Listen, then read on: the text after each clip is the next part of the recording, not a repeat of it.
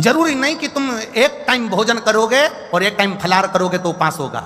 जरूरी नहीं कि आप दोनों टाइम का भोजन छोड़ दोगे तो उपास होगा।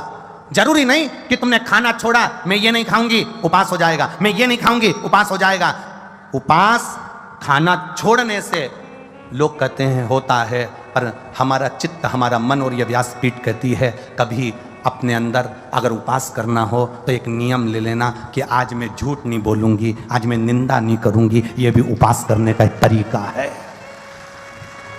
यह भी उपास करने का एक तरीका है। जिस दिन तुम्हारा व्रत हो, जिस दिन तुम भगवान के मंदिर जाओ, जिस समय सावन का महीना सोमवार का दिन 9 बजे तुम भगवान के मंदिर जाओगी, 8 बजे तुम भगवान के मंदिर जाओगी, सुबह से नियम ले लेना, सुबह से तुम उपास कर लेना कितनी बजे तक शंकर को जल चढ़ाऊंगी, जब तक मेरा उपास है कि मैं निंदा नहीं करूंगी। आज 9 बजे तक मैं मंदिर जाऊंगी, 9 बजे तक मेरा नियम है मैं झूठ नहीं बोलूंगी। आज मैं शंकर के मंदिर जल चढ़ाने सोमवार के दिन जाऊंगी, आज मेरा नियम है कि किसी भूखे को भोजन कराऊंगी, आज मेरा नियम है किसी प्यासे को पानी पिलाऊंगी। आज सुबह से मेरा नियम है कि मैं अपनी बहू, अपने बेटे, अपने पोता, अपनी पोती, अपने पंती जो भी है मेरे घर में उनसे मीठा व्यवहार करूंगी। आज मेरा यह व्रत है कि आज कोई कितना भी अपशब्द कह दे मैं झगड़ा नहीं करूंगी। इसको भी हमारे सनातन धर्म में उपास कहा गया है, इसको भी व्रत कहा गया है। केवल भोजन छोड़ देने पर व्रत की मूलता नहीं, अपने भीतर सत्य को लेकर आना वो भी व्रत है, अपने भीतर ईमानदारी को लेकर आना वो भी व्रत है। नियम बनाओ। सोमवार के दिन सावन का महीना चल रहा है, लोग कहते हैं सावन के सोमवार का मैं व्रत रखूं, हम कहते हैं व्रत रखो मना नहीं, पर उस व्रत में तुम्हारा एक व्रत और जुड़ना चाहिए कि आज मैं सावन का सोमवार है, हफ्ते भर में झूठ बोलता हूं, एक दिन नहीं बोलूंगा। आज मैं 9 बजे तक जब तक पूजन ना कर लूं तब तक मैं किसी का दिल नहीं दुखाऊंगा। ये भी तो व्रत है, ये भी तो उपास है, ये भी तो साधना है, ये भी तो तप है, ये भी तो आनंदता है।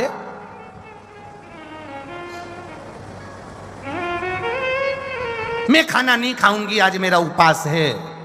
साबूदाने की खिचड़ी 2 किलो खा गई क्योंकि आज मेरा उपास है। क्या मतलब का ऐसा उपास? सोमवार कल, आज से लग गई पीछे।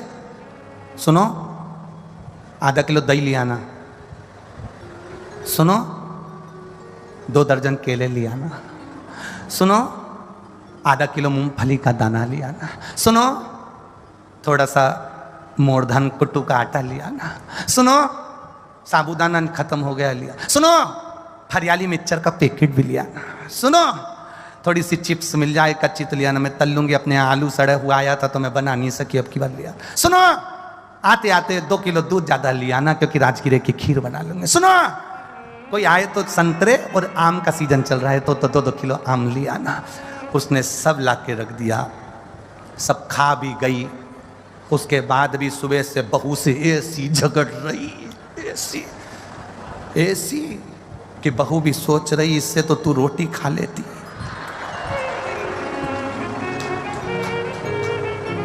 जरा सा साबूदाना नहीं गला। लड़ाई किस बात पे हो रही थी? अरे बोलो तो जम के। केवल वो साबूदाना सही से नहीं गला और बहू ने जल्दी जल्दी में बगाड़ दिया और सास ने खा लिया और साबूदाना उसके मुंह में रह गया। जब से सोफा पे बैठी कोस रही, इसके बाप की ऐसे ये सीख के ऐसा फलाहार बनाया। फलाहार तो मैं बनाती है, मेरा घर का सब खाता, मेरे हाथ की खिचड़ी लोग पड़ोसी भी मांग कर खा के जाएं, और ऐसा फलाहार बनाया। जो सुबह से कोस रही तो बहू भी भगवान से प्रार्थना कर रही इससे तो दोनों टाइम खा लेती पर मेरे प्राण ना खाती। भगवान का मतलब का ऐसा व्रत कर रही, व्रत है अपना। आज मेरा उपास है, कुछ नहीं खाऊंगी, बस केवल तुम्हारे सबके प्राण खाऊंगी, कुछ नहीं खाऊंगी। बहुत देखो, हमारी बात को लोग कथा में से काट काट कर चला देते हैं और लोग फिर उसको कमेंट्स में लिख देते हैं महाराज जी ने ऐसा बोल दिया, व्रत के लिए ऐसा बोल दिया, वैसा बोल दिया। ये मत सोचना कि अपन कोई डरे वरे हो, काट के डाले तो डाले, पर सीधी बात है उपास करो। अगर भोजन का ना कर पाओ तो अपने विचारों का करो कि आज मैं झूठ नहीं बोलूंगी, आज मैं निंदा नहीं करूंगी, आज मैं झगड़ा नहीं करूंगी, आज मैं अपशब्द नहीं बोलूंगी। ये भी तो उपास की गणना में आना चाहिए, ये भी तो उपास हो सकता है, ये भी तो व्रत हो सकता है, ये भी तो साधना हो सकती है।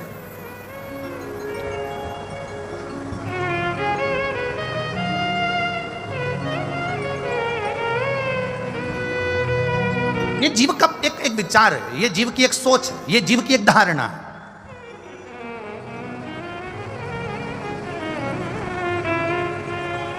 आपकी चित्त वृत्ति में परमात्मा समाहित हो। शिव कथा कर रही है, पार्वती मैया के 3 प्रश्न पर भगवान शंकर ने उत्तर दे दिया। केवल चरणारविंद के तलवे पर स्पर्श किया था माता पार्वती ने और देवादिदेव महादेव ने उत्तर दे दिया। उस उत्तर का मतलब है शंकर भगवान के शिवलिंग जलाधारी चरणारविंद जहां से पानी नीचे बहकर जाता है वहां पर आपका 3 बार किया गया स्पर्श, नहीं बेलपत्र, नहीं समीपत्र, नहीं जल, नहीं पुष्प, केवल 3 बार स्पर्श किया हुआ भी जल का नयनों से स्मरण कर लेने पर भी मेरा देवादिदेव महादेव आपके मन के मनोरथ को पूर्ण कर देता है। वो शिव तत्व, वो शंकर, वो ओघड़ी, वो त्रिकालदर्शी, वो कैलाशी अविनाशी है, वो शिव है। बोल बम का नारा है, सारी समस्या का हल शिव तत्व को पहचानने का एक मौका है, वो मौका छोड़ो। पर इन माता सती और माता पार्वती के मध्य का एक अवतार सती मैया का और रहा, वो था कोयल का अवतार। कल कथा में आपको कहा था, कथा में वर्णन किया था, भगवान शिव की पावन कथा में कल वर्णन किया था कि शिव जी को क्रोध आया और भगवान शंकर को क्रोध आया और माता सती जी से कहा कि सती, अगर तुम्हें प्राणों को त्यागना ही था तो बहुत सारे ऐसे स्थान थे जहां पर तुम अपने प्राणों को त्याग सकती थी, बहुत सारे ऐसे स्थान हैं जहां तुम अपने प्राणों को छोड़ सकती थी। फिर आखिर तुमने ये यज्ञ की कुंडी में अपने प्राणों को त्यागा, इस यज्ञशाला में अपने प्राणों को त्यागा, इसलिए मैं आपको श्राप देता हूं कि तुम कोयल का जन्म पाओ। और जब जैसे अभी 2 सावन हुए, ऐसे जब 2 आषाढ़ पड़ेंगे उस समय पर तुम मेरी तप साधना करोगी और तप साधना करोगी तब तुम मुझे पुनः प्राप्त करोगी, जिसको हमारे सनातन धर्म में कोकिला व्रत कहा गया। इधर जानते कोकिला व्रत को? जब 2 आषाढ़ पड़ते हैं, मतलब अधिक मास का जब आषाढ़ पड़ता है, 2 आषाढ़ पड़ते हैं, तब उसको कोकिला व्रत के नाम से जाना गया, जिस समय पर माता सती ने भगवान शिव की आराधना करी है कोयल के रूप में। और भगवान शिव ओघड़दानी ने फिर आकर उनको दर्शन देकर हिमालय राज के घर में उनका जन्म हुआ है, उनका प्रागट्य हुआ है। पार्वती मैया की तप साधना इतनी प्रबल थी, इतनी प्रबल, इतनी प्रबल। देखो, कोई कोई होता है जिसको बहुत तप करना पड़ता है, साधना करना पड़ती है, बहुत बहुत बहुत तप साधना करना पड़ती है, तब जाकर उसको भगवान का दर्शन हो पाता।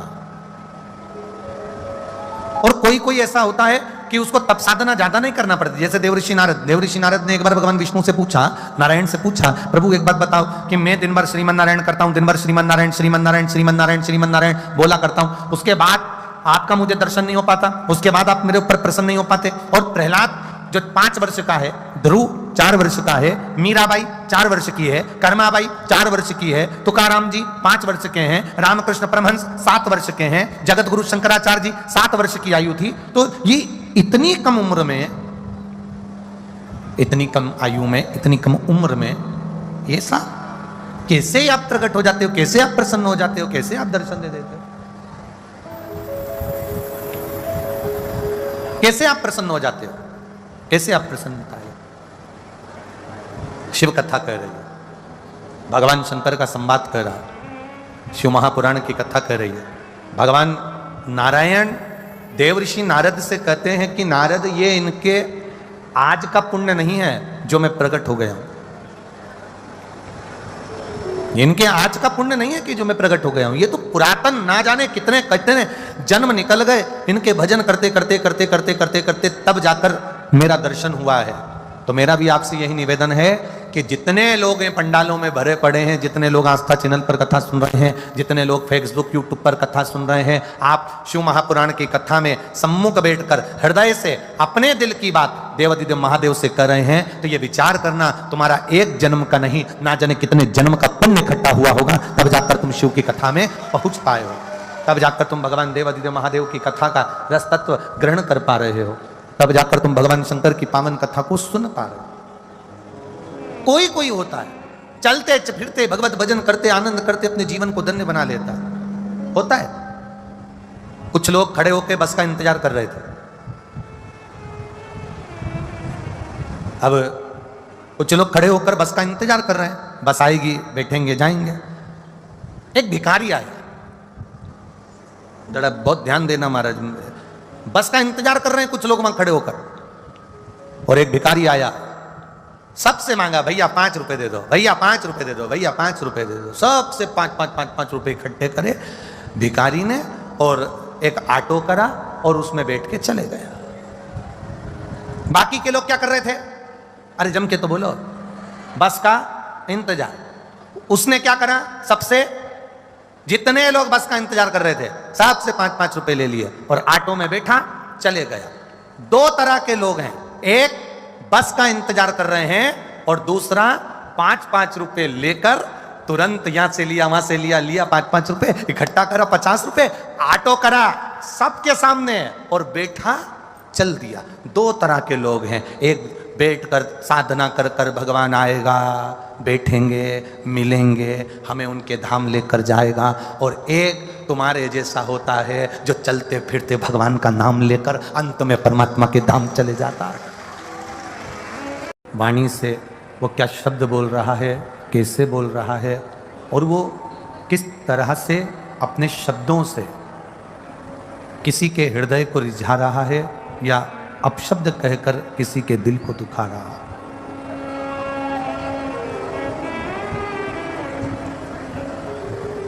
जैसे भगवान से बड़ा,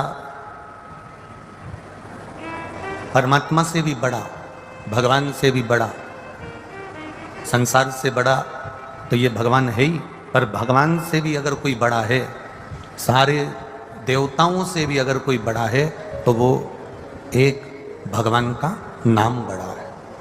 भगवान से भी अगर कोई बड़ा है तो वो भगवान का नाम।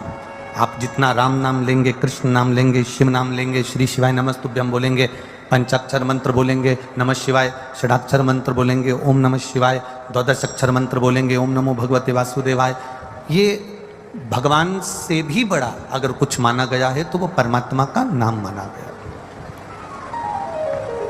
इसलिए तुलसी बाबा ने अपनी वाणी में कहा कि कलयुग केवल नाम आधार और सुमर सुमर नर उतरई पार। कलिकाल में नाम की आधारशिला को रखकर चलिए, जितना कलिकाल में आप भगवान का नाम लेंगे उतने अपने जीवन की सार्थकता को पा जाएंगे। लाखों की संख्या में आप लोग आए हैं,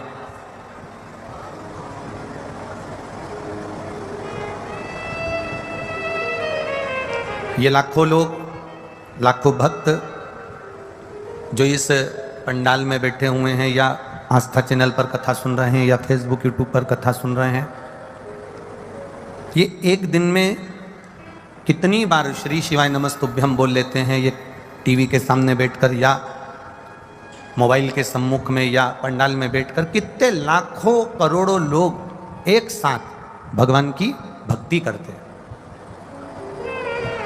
अब जब एक साथ में अगर भगवान की कथा सुन रहे हो, एक साथ में भगवान की भक्ति कर रहे हो, एक साथ में प्रार्थना कर रहे हो, तो मेरा शिव आपकी वो प्रार्थना को स्वीकार करता है। मेरा वो ओघड़दानी आपकी प्रार्थना को स्वीकार करता है। जैसे कलेक्टर के सामने कहीं पर जाकर अगर आप आंदोलन कर रहे हो, अकेले बैठकर अगर आंदोलन कर रहे हो, अकेले बैठकर आवाज लगा रहे हो, तो हो सकता है कि आपकी बात पर ध्यान नहीं दिया जाए। मान लो अकेले बैठ के आप भगवान, अकेले बैठकर आप किसी को आवाज लगा रहे हो, अकेले बैठ के अगर आप कोई आंदोलन कर रहे हो, तो हो सकता है आप पर लोग ध्यान नहीं दें। पर 50 लोग, 100 लोग एक साथ बैठकर अगर आंदोलन करें, आवाज तेज करें और पुकारें, तो फिर एक साथ अगर आंदोलन किया जाता है तो फिर उस पर लोगों का ध्यान जाता है, प्रशासन का ध्यान जाता है, दुनिया के लोगों का ध्यान जाता है। उसी तरह हमारे बाल्यकाल से, बाल्यावस्था से, आपका भी बचपन आपने देखा होगा, यहाँ जितने बैठे हैं, बच्चे भी बैठे हैं तो बूढ़े भी बैठे हैं, युवान भी बैठे हैं, इन्होंने अपना बचपन देखा होगा। बचपन में एक नियम बनाया गया था कि स्कूल में एक लाइन से खड़े होकर एक प्रेयर कराई जाती है, प्रार्थना कराई जाती है। स्कूल में जब प्रार्थना करते हैं तो क्यों प्रार्थना करते हैं?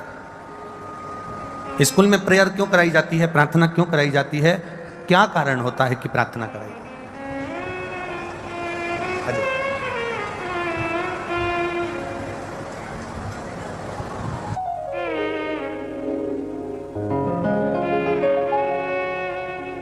हमारे बीच में परम श्रद्धेय सांसद श्री महंत बालादास जी महाराज जी पधारे हैं अलवर से।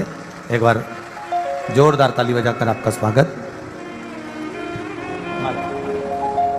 जोरदार ताली बजाकर स्वागत वंदन अभिनंदन। जो इस परम पुनीत श्रावण महीने में चल रही शिव महापुराण की कथा में पधार कर आशीर्वाद दिए हैं।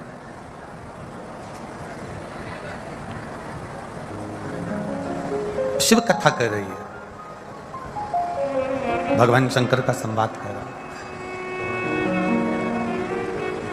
है। स्कूलों में लाइन लगाकर प्रार्थना करी जाती है। उस प्रार्थना का कारण केवल एक होता है कि जितने भी एक साथ बैठकर एक साथ खड़े रहकर हम जब प्रार्थना करते हैं तो उस प्रार्थना का फल जहाँ पर प्रार्थना होती है उस स्थान पर जितने लोग रहते हैं उन सभी को उस प्रार्थना का फल अवश्य प्राप्त होता है।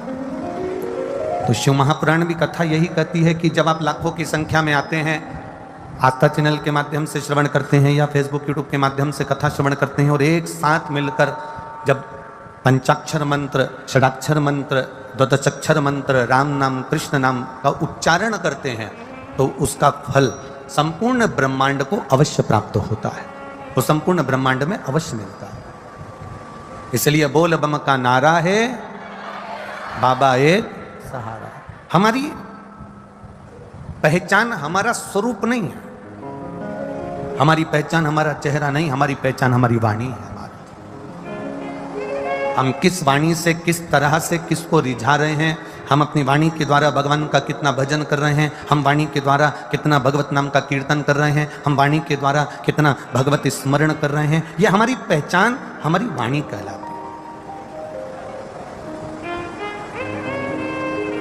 एक अंदाजा लगा कर रखिएगा, आपके घर में जब कोई दादा परदादा जब चले जाते हैं, कोई बुजुर्ग चले जाता है तो घर में जब बात निकलती है ना तो लोग सहज भाषा में कह देते हैं हमारे ससुर जी ऐसा कहते थे। मतलब उनकी वाणी को याद किया जाता है, उनकी वाणी का स्मरण किया जाता है।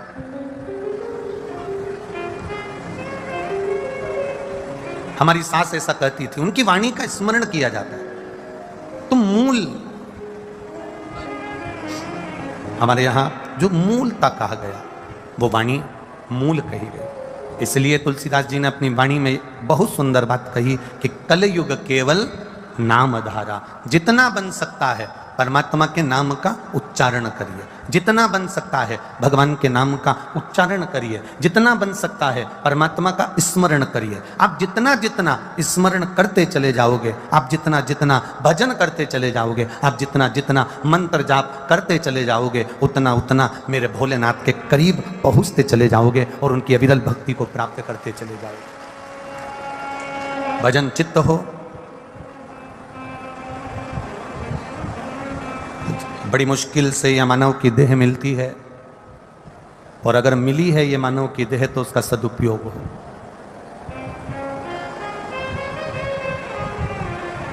आप जितना संकीर्तन में चित्त को लगाओगे, आप जितना कीर्तन में इस मन को लगाने का प्रयास करोगे, वो उतना उतना परमात्मा की ओर खिंचता चले जाएगा। एक बात आप लोगों को पहले कथा में कही थी, स्मरण में होगी।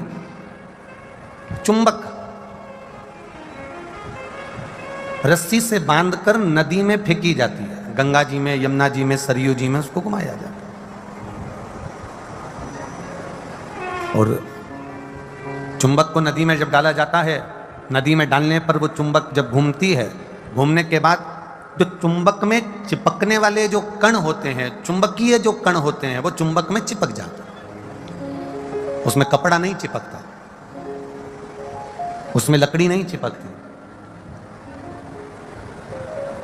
चुंबकीय जितने कण हैं, जो चुंबक से लगने वाले जितने कण हैं, चुंबक में चिपकने वाले जितने कण हैं, और चुंबकीय जितने कण हैं वो चुंबक में चिपक जाते हैं। जो चुंबकीय कण है ही नहीं,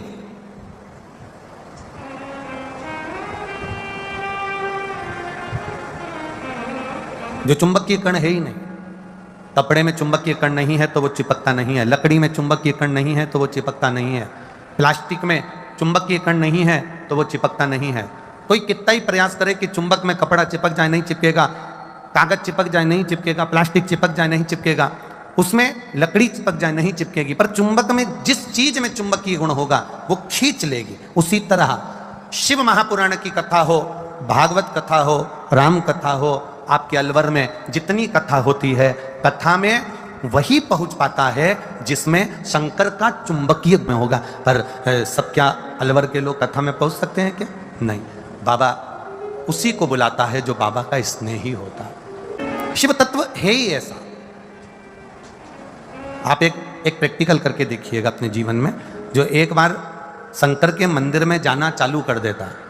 एक प्रैक्टिकल करना अपनी जिंदगी में। जितने लोग कथा सुन रहे हो, वैसे तो आप लोग मंदिर जाते हो, पर एक प्रैक्टिकल करिएगा। जितने लोग शिव के मंदिर जो नया नया जाता है, पहली बार जाता है या दूसरी बार जाता है, जो शंकर के मंदिर में पहुंचता है, वो एक बार शंकर जी के मंदिर में जाना चालू कर दे, शिव जी को एक लोटा जल चढ़ाना प्रारंभ कर दे, शंकर जी के मंदिर में झाड़ू पोछा करना प्रारंभ कर दे, शिव जी के मंदिर में सफाई करना प्रारंभ कर दे, शंकर जी का श्रृंगार करना प्रारंभ कर दे। जो एक बार शंकर भगवान की सेवा में एक दिन गया, एक बार लग गया, फिर मेरा भोलेनाथ उसको जिंदगी भर नहीं छोड़ता, पकड़कर अपना बनाकर रखता। मेरा जिद कर कर अपने पिता के घर चली गई। पिता के घर जाने पर सबका स्थान देखा, पर मेरे महादेव का स्थान नहीं देखा, मेरे शिव जी का कोई स्थान नहीं।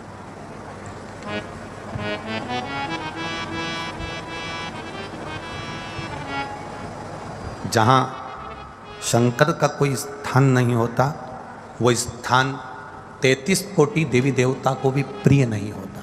बहुत ध्यान देना इस प्रसंग पर, तुम्हारा ध्यान रखना इस बात को। जहां शिव का स्थान नहीं है, वहां 33 कोटि देवी देवता का कोई स्थान नहीं। जहां शिव नहीं है, वहां फिर देवता। दक्ष प्रजापति का जब यज्ञ हुआ, दक्ष प्रजापति ने जब यज्ञ करा, उस यज्ञ में इंद्रदेव को बुलाया गया, वायुदेव को बुलाया गया, वरुण देव, गरुण देव, नारायण, ब्रह्मा, सभी देवी देवताओं को वहां पर बुलाया गया, सबको बुलाया। आज सावन की शिवरात्रि है, थोड़ा सा ध्यान रखकर कथा सुनिएगा। सबको निमंत्रण दिया गया, सबको बुलाया। अब एक प्रश्न खड़ा हो जाता है, एक प्रसंग खड़ा हो जाता है। इतना बड़ा यज्ञ हो रहा था, इतना बड़ा यज्ञ चल रहा था, इतने बड़े यज्ञ की कुंडी में, यज्ञ के कुंड में इतना बड़ा माता सती का शरीर अग्नि के अंदर कूद रहा था, इतने सारे देवता बैठे थे, कोई बोला क्यों नहीं? ये एक प्रसंग अपनी जिंदगी में जरा ध्यान दीजिएगा। कभी कभी द्रौपदी का जब चीर खिंचा रहा था, धृतराष्ट्र द्रौपदी के काका ससुर बैठे हैं, चीर खिंचा रहा है, गांधारी बैठी है, चीर खिंचा रहा है, द्रौपदी के पति वहीं पर बैठे हैं, चीर खिंचा रहा है, भीष्म पितामह बैठे हुए हैं, चीर खिंचा रहा है। जिन गुरु से गुरु मंत्र द्रौपदी ने लिया था, गुरु द्रोणाचार्य भी वहीं पर बैठे हुए हैं। फिर जब इतनी भरी की भरी सभा बैठी हुई है, तो फिर द्रौपदी का चीर क्यों खींचने दिया? कभी कभी बहुत भारी प्रसंगों में, ये हमारा जो विद्वत जन है, ये भी भारी प्रसंगों में कभी कभी उलझ जाता है कि इतना इतना सभा बैठी।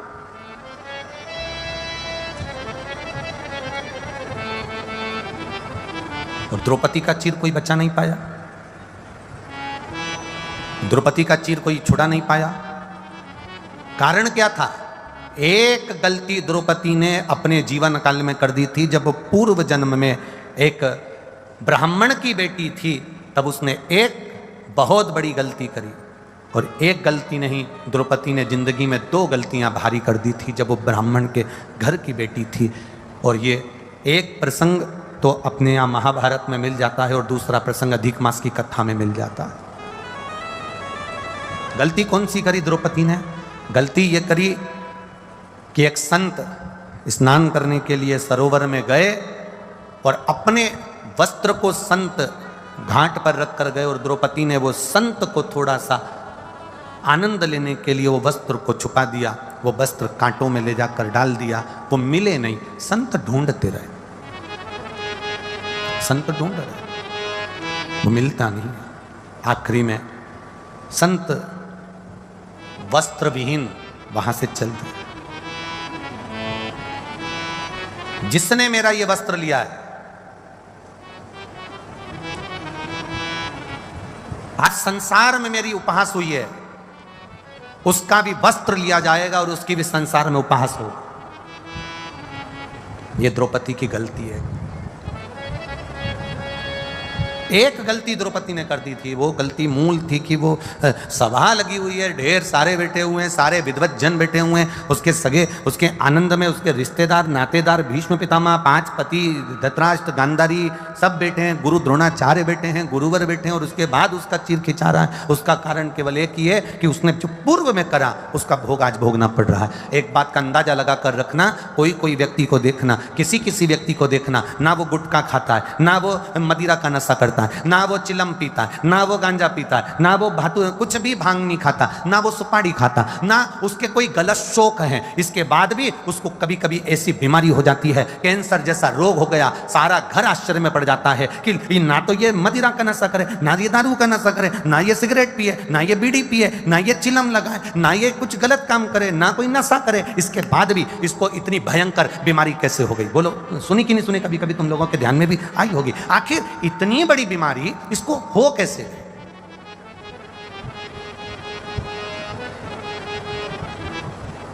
ना तो इसने मदिरा का नशा करा, ना इसने कोई चिलम लगाई, ना इसने कोई गलत काम किया, फिर इतनी बड़ी बीमारी कैसे होगी? ना सुपारी खाए, ना गुटखा खाए, ना तंबाकू खाए।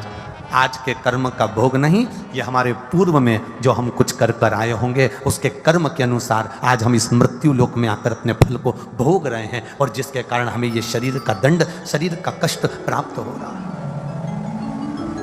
शरीर का कष्ट।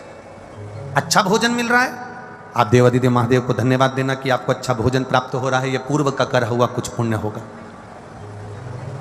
कथा में बैठे हो, शंकर भगवान की सावन का महीना, शिवरात्रि का दिन, और भगवान शिव की कथा में बैठकर कथा का रसपान कर रहे हो, भगवान को धन्यवाद देना, यह कोई पूर्व का पुण्य होगा जो आज हम यहां बैठकर कथा का रस तत्व ग्रहण कर रहे हैं। कहीं किसी संत, साधु, गुरुजन, तपस्वी जन, ब्राह्मण जन, कोई दरिद्र, कोई भूखे व्यक्ति को, कोई प्यासे व्यक्ति को पानी पिला दिया, भूखे को भोजन करा दिया, किसी का मुख झूठा करा दिया। जिस दिन तुम अपने घर से थोड़ा सा सामान बनाकर ले जाकर किसी के मुख को झूठा करा दो, उस दिन तुम भगवान को धन्यवाद देना कि आज तूने मुझे इस लायक बना दिया कि मैं किसी का मुख झूठा करा रही हूँ, तूने मुझे इस लायक बना दिया कि मैं भूखे को भोजन करा रही हूँ, तूने मुझे इस लायक बना दिया कि मैं प्यासे को पानी पिला रही हूँ। ये तेरी कृपा है।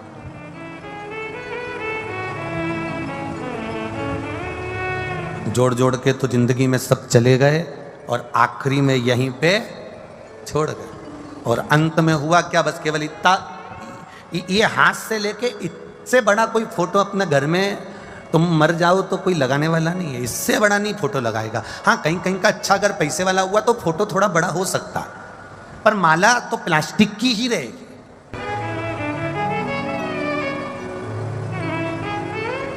परसों की कथा में आपको एक बात कही थी, परसों की कथा में आपको कहा था कि ये 500 का रुपया, मान लो इसको तुम्हें ऊपर तक लेकर जाना है। अब ये 500 के रुपये को तुम गठरी बांध कर, ऐसे पल्लू में बांध कर तुम उसको रख भी लोगे तो क्या ये चले जाएगा? अरे बोलो जम के, जाएगा? जाएगा क्या? नहीं जाएगा। अब इस 500 रुपये को तुम कहीं पेंट की नीचे ऐसी मोरी को मोड़ के भी उसमें छुपा के भी रख लोगे तो चला जाएगा क्या? नहीं जाएगा। वो 500 रुपये को तुम कितना भी छुपा कर ले जाने का प्रयास करो, पर वो नहीं जाएगा तो नहीं जाएगा। तो फिर करना क्या पड़ेगा? तो परसों की कथा में कहा था कि ये 500 रुपये का तुम पुण्य बना लो। 500 का पुण्य कैसे बनेगा? तो कहा कोई भूखे को इस 500 रुपये में से 50 रुपये का, 100 रुपये का, 10 रुपये का, 20 रुपये का भोजन करा देना, किसी प्यासे को पानी पिला देना, किसी को दवाई की ज़रूरत हो और उसके पास दवाई ना हो तो औषधि दिला देना, किसी के पास में अगर मान लो शिक्षा का लिए उसका मन कर रहा है मेरे को पढ़ाई करना है और मेरे पास ट्यूशन का पैसा नहीं है, उस 100 रुपये में से 50 रुपये ट्यूशन का निकाल देना। ये 500 रुपये तुम साथ नहीं ले जा सकते, पर 500 रुपये का पुण्य बनाकर तुम ऊपर तक लेकर जा सकते हो। वो पुण्य तुम्हारे जीवन में काम आ सकता है। उस पुण्य को बनाना है।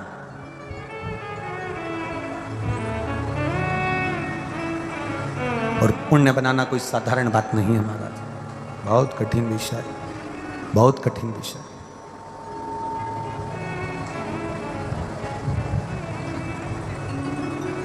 आज ये प्रमोद विजयवर्गीय जी, कपिल जी शर्मा, अरविंद जी खंडेलवाल, सत्यनारायण जी खंडेलवाल, श्याम खंडेलवाल, दिनेश खंडेलवाल ये कथा करा रहे हैं, तो हम इनसे इतना ही कहेंगे, भले तुमने दुकान पर बैठकर कमाया हो, जमीन जायदाद से कमाया, जो बाबा की कृपा से तुमने मेहनत कर कर कमाया हो, पर अपनी कमाई का तुमने ये सावन के महीने में शिव पुराण की कथा करवाकर संपूर्ण इतने भक्तों को कहीं ना कहीं किसी न किसी रूप में कथा सुनवाकर जो पुण्य कमाया है, वो पुण्य तुम्हारा साधारण नहीं होगा, वो पुण्य तुम्हारा प्रबल होगा। और आप जितने भी लोग, जितने भी भक्त यहाँ शिव महापुराण की कथा में पहुंचे हैं, ये आपका पुण्य प्रबल हुआ है, पुण्य।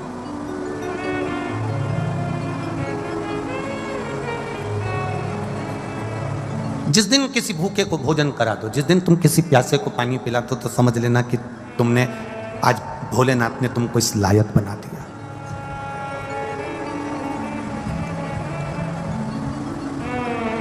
हमारे सनातन धर्म में, हमारे हिंदू धर्म में एक बहुत पुरानी पद्धति है, बहुत पुरानी पद्धति, सब जानते हो। हमारे सनातन धर्म में, हमारे हिंदू धर्म में एक बहुत पुरानी पद्धति है, मछली को भी दाना दीजिए, पक्षी को भी दाना दीजिए, पेड़ के नीचे चींटियों को, जीवों को, चींटों को भी दाना दीजिए। बहुत पुरानी पद्धति। कारण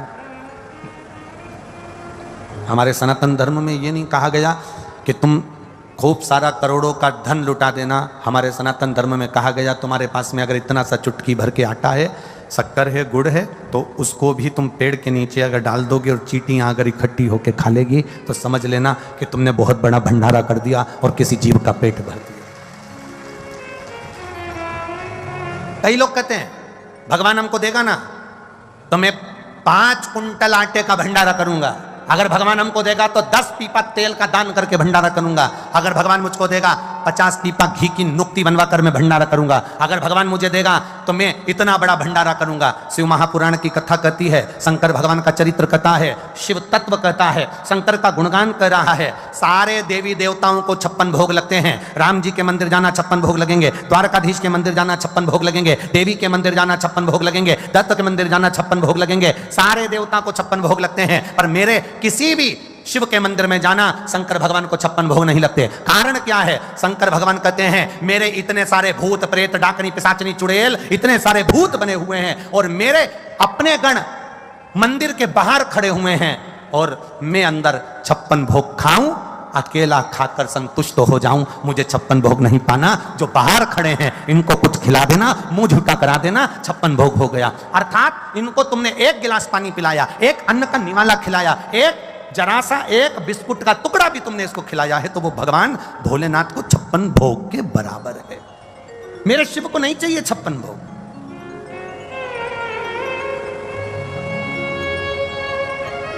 केवल एक मेरा देव अधिदेव महादेव ऐसे हैं, पार्वती मैया जब भोजन परोसती है, आकड़िया की रोटी बनाई, काकड़िया की साग, और परसे माता पार्वती जी पावे भोलानाथ मन शिव रटोरे, छोड़ दो कपट मन शिव रटोरे। आकड़िया की रोटी बनाई और काकड़िया की साग। पार्वती जी जब जब भोजन बना के तैयार रखती हैं, शंकर भगवान के सामने थाली आती है, शिव जी के सामने जैसी थाली पहुंची, बाबा भोलेनाथ जी के सामने जैसी पात्र आया भोजन का, शंकर भगवान सबसे पहले भोजन करने से पहले नंदी की ओर देखते हैं, नंदी शिव जी की ओर देखता है। तब पार्वती जी 3 बार भगवान महादेव से प्रश्न कर चुकी, ऐसा क्या कारण है कि मैं भोजन बनाकर तुम्हारे सामने रखती हूं और नंदी की ओर तुम मुड़कर देखते हो? भोजन में कोई कमी रह गई? भोजन में नमक रह गया, भोजन में मिर्ची रह गई, भोजन में घी रह गया, भोजन में क्या कमी रह गई कि मैंने थाली रखी और तुमने नंदी की ओर देखा? ऐसा है क्या? पति भोजन करने बैठे और पत्नी ने थाली लगा के रखी और पति अपना मोबाइल देखता रहे, तो पत्नी को गुस्सा नहीं आएगा? तुम्हारा मोबाइल जरूरी है कि भोजन जरूरी है? किससे चैटिंग चल रही है? क्या है ये?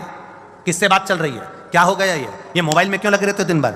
भोजन की थाली सामने रखी है ना, माता पार्वती जी ने शिव जी के सामने भोजन की थाली रखी और भगवान शंकर भगवान ने नंदी की ओर मुख कर कर देखा। जो नंदी की ओर देखा तो पार्वती जी ने गुस्सा कर दिया। माता पार्वती जी बोली, प्रभु एक बात बताओ, मैं रोज भोजन की थाली लाती हूं और आप भोजन की थाली देखकर नंदी की ओर देखते हो, ऐसा है क्या?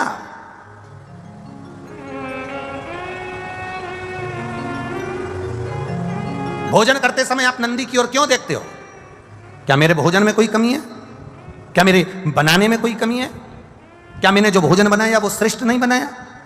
इसमें क्या कमी रह गई? इसमें क्या कमी है? पार्वती मैया के 3 प्रश्न हैं भोजन करते हुए देवादिदेव महादेव से। 3 प्रश्न, लिंग पुराण के, स्कंद पुराण के, कुर्म पुराण के और ब्रह्म विवर्त पुराण के। ये 3 प्रश्न भारी हैं और एक प्रत्येक नारी के जीवन के ये 3 प्रश्न बड़े भारी होते हैं। ब्रह्म विवर्त पुराण में भी ये वर्णन किया गया। प्रश्न कर लिया, क्या कारण क्या है? ये नंदी को तुमने देखा क्यों और नंदी ने तुमको देखा क्यों? क्या बात क्या है? शंकर भगवान उस समय पर मौन होकर, मेरा देवादिदेव महादेव त्रिकालदर्शी कालाधिपति मेरा विश्वनाथ, मुस्कुरा दिया। बस हंसे प्रभु, बोले कुछ नहीं। जब कोई प्रश्न बड़ा भारी होता है ना और कुछ अच्छा ही होता है ना तो मुस्कुराया जाता है। कभी कभी पति भी मोबाइल चलाते चलाते, भले वो बेचारा किसी से चैटिंग नहीं कर रहा, पर पत्नी ने कहते तुम रोज लगे रहते हो चैटिंग में, किससे बात कर रहे हो? वो मुस्कुरा देता, वो मुस्कुराया, बस पत्नी समझ गई जरूर कोई बात है। सही बता दो मुझको, क्या बात है? जल्दी बताओ मेरे को, किससे चैटिंग चल रही थी? लाओ दो मेरे मोबाइल मेरे को हाथ में। पति ने अपना मोबाइल भी दे दिया, ले, और किससे बात चल रही थी वो भी दिखा दिया। तो वो तो केवल व्हाट्सएप खोल के मैसेज देख रहा था, तो तुम मुस्कुरा क्यों रहे? कारण क्या? अरे यहाँ कड़िया की रोटी बनाई, काकड़िया की साग, और परसे माता पार्वती जी और पावे भोलानाथ मन शिव रटोरे, और छोड़ दो कपट मन शिव रटोरे। पार्वती जी ने पूछ लिया आखिर बात क्या है, क्या हुआ, क्या ऐसा कारण क्या? शिव जी नहीं बोले।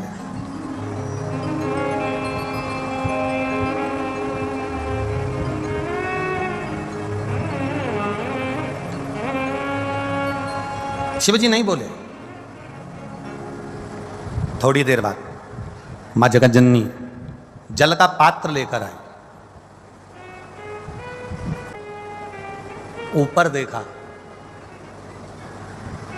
शंकर जी का एक चित्र, एक फोटो आपने देखा होगा जिसमें शिव जी ऊपर देख रहा है, दोनों हाथ ऊपर।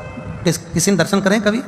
शिव जी के एक फोटो का दर्शन करना, अगर ना करे हो तो कभी गूगल पर, नेट पर, चित्र में शिव के जटा ऊपर गंगा और शंकर के नेत्र ऊपर दर्शन कर। पार्वती जी ने फिर प्रश्न कर लिया, मेरे एक प्रश्न का उत्तर नहीं दिया आपने। मेरा दूसरा प्रश्न है, मैं आपके लिए जल लेकर आई तो आपको ऊपर देखने की क्या जरूरत थी? अगर मैं जल लेकर आई हूं तो ये ऊपर देखने की क्या जरूरत है? क्या है ऐसा ऊपर? अगर ना दिया जाए तो ही अच्छा है। जब प्रश्न की ललकता व्यक्ति के अंदर आ जाती है तो उत्तर पाने की चाह उसके अंदर बढ़ जाती है। उत्तर पाने की चाह उसके अंदर बढ़ जाती है। 2 प्रश्न खड़े हो गए।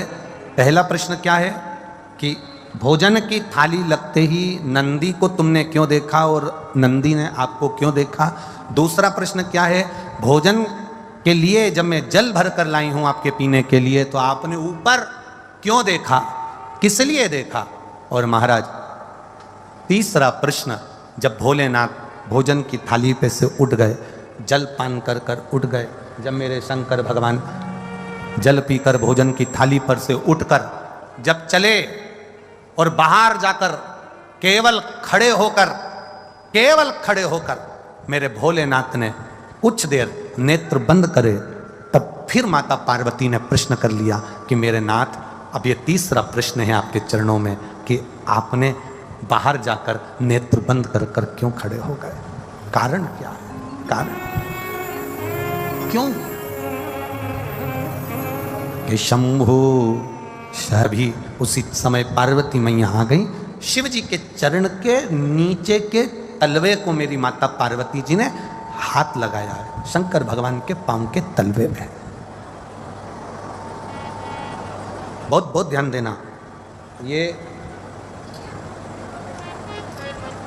शिवलिंग जलाधारी, ये जो चरण पे से जल नीचे गिर, ये शिवलिंग जलाधारी, यहां से जल अशोक सुंदरी के पास में से नीचे की ओर गिर रहा। ठीक है, बेलपत्र नहीं है आपके पास चढ़ाने के लिए, मत चढ़ाओ। जल नहीं है चढ़ाने के लिए, मत चढ़ाओ। अक्षत नहीं है चढ़ाने के लिए, मत चढ़ाओ। पुष्प नहीं है शिव जी को चढ़ाने के लिए, मत चढ़ाओ। शमी पत्र नहीं है, मत चढ़ाओ। पर किसी शिवालय में, किसी शंकर के मंदिर में अगर तुम गए हो, तुम्हारे पास में कुछ भी नहीं है, जो भी भगवान का दर्शन तुमने किया है, तो यहां से जो पानी नीचे गिरता है, उस गिरने वाले स्थान पर मात्र अपने हाथ का 3 बार स्पर्श कर कर बाबा से दिल की बात कहकर आ जाओ, तो मन की मुराद बाबा पूर्ण कर देता है। वो सहज प्रसंग है। माने मेरी माता पार्वती जी ने शिव जी के चरण के नीचे के तलवे को मेरी माता ने स्पर्श किया है। आज बाबा बैठे हुए और माता ने चरण के तलवे को स्पर्श किया,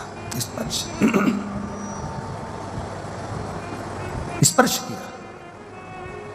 बस अब पार्वती जी ने प्रश्न नहीं किया। 3 प्रश्न माता पार्वती जी कर चुकी थी, अब दूसरी बार माता पार्वती जी ने शंकर जी से कोई प्रश्न नहीं किया। मेरा धर्म पत्नियों से निवेदन है, तुम्हारे पति से तुमने एक प्रश्न किया और उसका उत्तर अगर वो नहीं दे रहे हैं तो तुम मौन हो जाओ, चुप हो जाओ, पीछा मत पकड़ना। पर तुम्हारी आदत इतनी विचित्र है, जब तक उस बात के पीछे तुम्हारी लड़ाई नहीं हो जाए तब तक तुम वो बात कभी खत्म करती ही नहीं।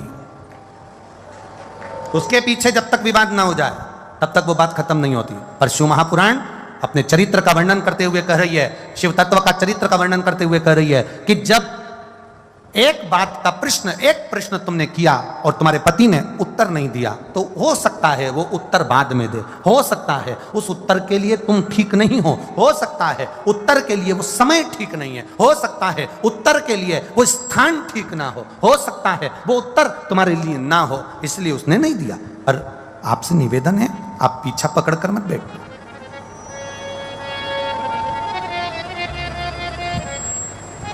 कई माताओं की आदत होती है, कई आवाज पकड़ रहा है, गला पकड़ रहा है, कई माताओं की आदत रहती है, पीछे के गए हुए लोगों को ज्यादा उखाड़ते हैं। पीछे का जो समय चले गया ना, उसको उखाड़ते हैं।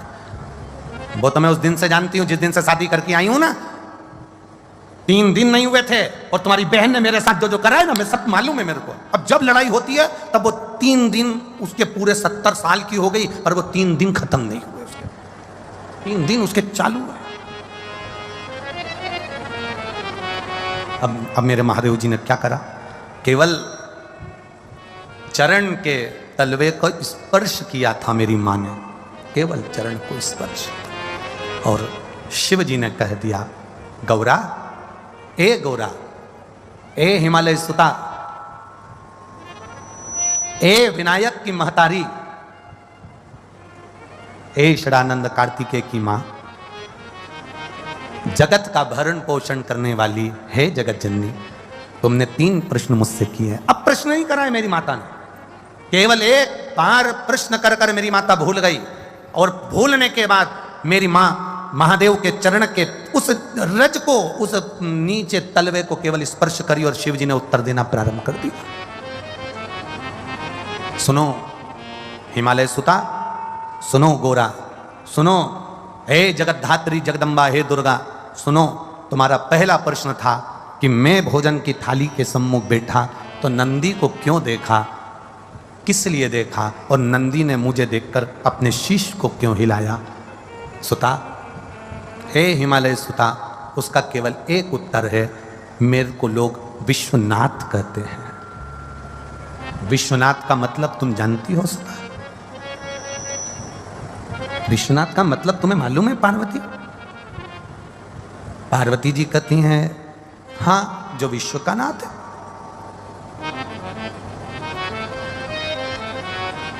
शिव जी ने कहा, पार्वती, कोई 7 ताले में भी बंद हो जाए ना,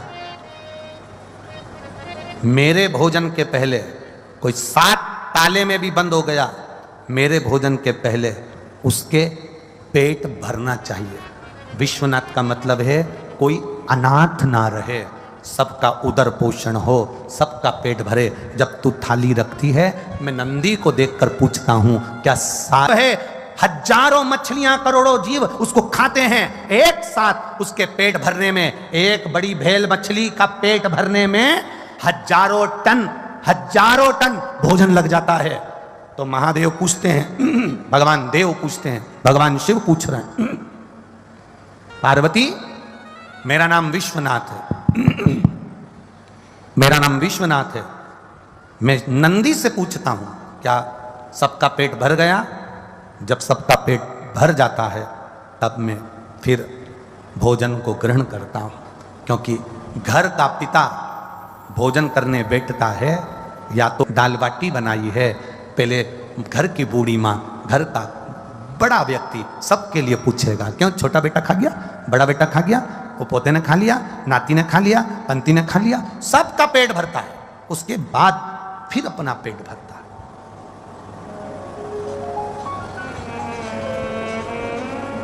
मैंने नंदी से पूछा क्या सबका पेट भरा गया? नंदी ने शीश हिलाया, ठीक है। अब मुझे दूसरा प्रश्न का उत्तर जो था, देवादिदेव महादेव ने कहा, सुनो पार्वती जी, जिस समय तुम जल का पात्र लेकर आई थी, गंगा से पूछ रहा था, गंगा ए गंगा, तेरे तट पर आए हुए जीव या जिसने एक बार मुख से हर हर ओम नमः शिवाय कहा हो, जिसने भूल से भी मेरे मंदिर के सामने से निकल कर चला गया हो, जो भूल से भी मेरे मंदिर की ओर मुड़ कर देख लिया हो, जो भूल से भी मेरे मंदिर की रज उड़ के जिसके सिर पर चली गई हो, तो महादेव कह रहे हैं मैं गंगा से पानी पीने से पहले पूछ रहा था, क्या तूने उन सभी जीवों का कल्याण कर दिया? जब गंगा का इशारा हुआ तब मैंने जल का पान करना प्रारंभ करा। शिव गंगा से पूछते हैं।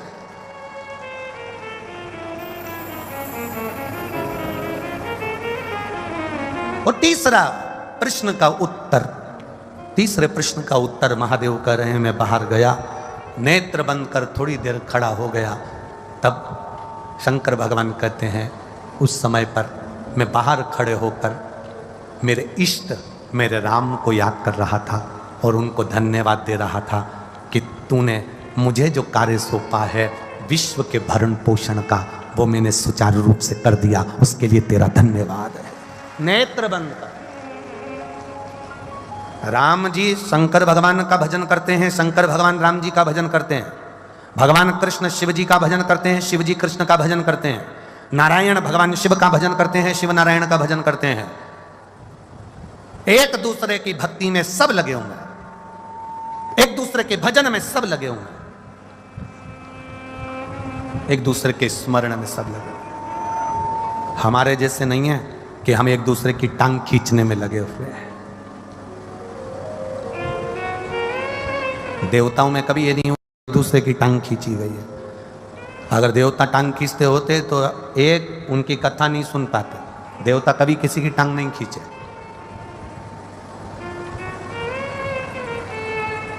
जब जब देवता इकट्ठे होते हैं तब तब विश्व कल्याण की बात करते हैं। जब जब कहीं सत्संग होता है, कथा होती है, प्रवचन होता है, राम कथा, भागवत कथा, शिव कथा, यज्ञ अनुष्ठान, संत साधु सन्यासी तपस्वी साधक उपासक कहीं इकट्ठे होते हैं तो विश्व कल्याण की बात होती है। और जब कुछ निंदक करने वाले एक साथ इकट्ठे होते हैं तो किसी ना किसी की निंदा होती है। तुम देखना, एक व्हाट्सएप पर, एक फेसबुक पर, एक गूगल पर, एक यूट्यूब पर एक गलत पोस्ट करके तुम लिख के डाल दो कि वो व्यक्ति ऐसा है, तो जितने चुगल खोटते हैं, तुम एक लिख के डाल दो कि ये व्यक्ति बुरा है, फिर जितने चुगल चोटे होंगे, जितने चुगल खोटे होंगे, जितने निंदक होंगे, वो सारे तुमको उस मैसेज के नीचे मिल जाएंगे। वो तो ऐसा, वो तो वैसा, वो तो यूं है, वो तो मुंह है। पूरे निंदकों की लिस्ट कमेंट्स में, सारे निंदक, सारे चुगल चोटे सब उस कमेंट्स के नीचे इकट्ठे मिलेंगे, सब बुराई करते हुए। सारे। और कहीं कहीं का एक आध दो कमेंट्स ऐसा मिलेगा जो इनका एक जिह्वा आज भी विराजमान है उस कमेंट्स के अंदर, आप देख सकते हो। निंदक एक साथ इकट्ठे होते हैं तो वह निंदा का कार्य करते हैं, सज्जन एक साथ इकट्ठे होते हैं, कोई सतकर्मी, कोई संत, कोई साधु, कोई ब्राह्मण, कोई साधुजन, कोई गुरुजन, जब एक साथ इकट्ठे होते हैं तब संत भाव में विश्व कल्याण की बात करते हैं। अपने राष्ट्र का कल्याण कैसे हो, विश्व का कल्याण कैसे हो, सनातन धर्म की रक्षा कैसे हो, गौ बेटियों की रक्षा कैसे हो, हमारे सनातन धर्म को हम आगे कैसे लेकर जाएं, हमारे हिंदू धर्म का हम और आगे तक इसका प्रचार कैसे कर सकते हैं, अपने सनातन धर्म को हम और कैसे बचा सकते हैं, अपने सनातन धर्म को हम और पोषित कैसे कर सकते हैं। हम ये विचार करते हैं। जब सनातनी इकट्ठे होते हैं तब सनातन धर्म को जोड़ने की बात करते हैं।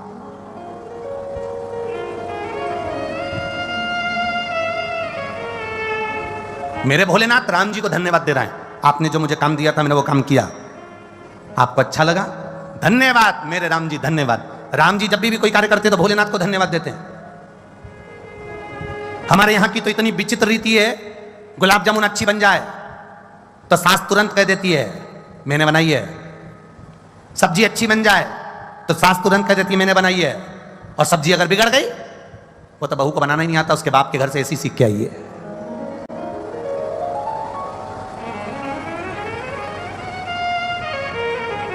भगवान कृष्ण की माता का नाम था यशोदा। क्या नाम था? जम के बोलो जरा, जम के। यशोदा। यशोदा का मतलब है यश ददाती इति यशोदा, जो दूसरे को यश देती, अपयश स्वयं ले लेती, वो यशोदा। उसका मतलब क्या था? यशोदा एक ऐसी गोपी, यशोदा ऐसी मैया कि पूरे ब्रजमंडल में यशोदा जी का कोई विरोध ही नहीं था। कारण क्या था? क्या कारण था यशोदा जी का कि कोई विरोध ही नहीं है? यशोदा जी का एक कारण था, सबसे प्रबल कारण यशोदा जी का एक था। जिस गोपी के घर में कोई काम पड़ता था, कोई गोपी बाद में जाए, यशोदा पहले दौड़कर जाती है। 3-4 देवरानी जेठानी का घर है, अंदाजा लगा कर देखना, एक आध इन देवरानी जेठानी में एक जेठानी या देवरानी 4-5 में से ऐसी होगी जो सबके सुख दुख में सबसे पहले दौड़कर चली जाती है। कोई बुलाए तो ठीक, नहीं बुलाए तो ठीक, सबसे पहले जाके खड़ी हो जाती है। तो चिंता मत कर, मैं बैठी हूं ना, तो चिंता नहीं करना। 40 मेहमान आ रहे ना, कोई बात नहीं। छोरी को देखने वाले आ रहे ना, कोई बात नहीं। छोरा को देखने वाले आ रहे ना, कोई बात नहीं। तुम सब अंदर रहना, मैं रसोई घर संभाल लूंगी, तुम वो काम कर लेना, मैं सब देख लूंगी। 4-5 जेठानियों में, देवरानी में, ननंदों में एक 5 बहनें हैं, नंदे हैं। नंदों में एक ननंद ऐसी होगी जो अपना घर परिवार छोड़कर तुरंत अपने मायके आकर काम संभाल लेती है, और एक ननंद वो होती है जो टाइम पर आएगी चली जाएगी। एक ननंद वो होती है अपने हस्बैंड के साथ आती है, खाती है, पीती है, साड़ी लेके चली जाती है। एक ननंद ऐसी होती है 3-4 दिन रुककर पूरा फैलारा उठाकर, भाभियों का हाथ बटाकर, काम संभाल के, छोरा छोरी को तैयार कर कर, ए जाओ बुआ से तैयार हो जाओ। बुआ जी ने सबकी कंगी पाटी पाड़ पुड़ा के, काजल माजल लगा के, छोरा छोरी के तैयार करके कथा में ले जाकर बिठा दिया। और एक आई, अपनी फैशन से फुर्सत नहीं मिली और सज धज के पति के साथ बैठ गई, सोफा पे कथा सुनी और चली गई। एक ननंद ये। तुम बुरा मत मानना रही, जितनी नंदे आई हो, और मान भी लोगी तो कोई दिक्कत की बात नहीं है, उसमें कोई टेंशन मेंशन मत लो। अगली बार ज्यादा से ज्यादा यही होगा, तुम अलवर में मत बुलाना, स्वामी जी तो हैं, कोई ना कोई तो बुलाएगा, तो उसमें टेंशन लेने का विषय नहीं है। मूल है कि हमारे स्वभाव में एक ऐसी होती है जो तत्पर खड़ी रहती है सबके सुख दुख में, भले मायके वाले के करे ना करे, ससुराल वाले के करे ना करे, पर जहां वो जिस मोहल्ले में, जिस गली में, जिस क्षेत्र में रह रही है, सबका सहयोग करती है। क्या हो गया भाभी जी, रो क्यों रहे हो, क्या हो गया? कुछ नहीं, ऐसा कोई टेंशन मत लो, मैं कर दूंगी, मैं आ जाऊंगी। वो उसकी पहचान भी नहीं, उसका कोई रिश्तेदार भी नहीं, तो भी सबका सपोर्ट कर रही, तो भी सबका सहयोग कर रही।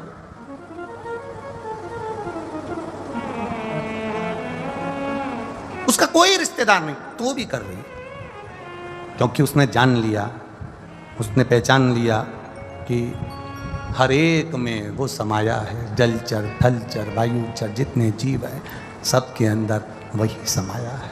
सब कोई अलग से है ही नहीं। मेरे राम शिव जी का धन्यवाद करते हैं। मेरे शिव जी स्वयं भोलेनाथ राम जी का धन्यवाद करते हैं। कभी मेरे भोलेनाथ जी ने ये नहीं कहा कि मेरा नाम विश्व। एक संत के प्राण छूटे और एक डाकू के प्राण छूटे। एक संत मरा और एक डाकू मरा, दोनों मरे। संत भी मरा, डाकू भी मरा, दोनों ऊपर गए यमलोक में। तो यमराज ने पहले डाकू से पूछा, तुम कौन हो? डाकू बोला, मैं डाकू हूँ, सबके डाका डालता था, सब मेरे डाका डालने से रोते थे, कई लोगों को मारा भी मैंने, पीटा भी मैंने, कई लोगों की हत्या भी मैंने कर दी, सबका धन लाया, निपटा गया, खा गया, सब अपने खर्चे में लगा दिया।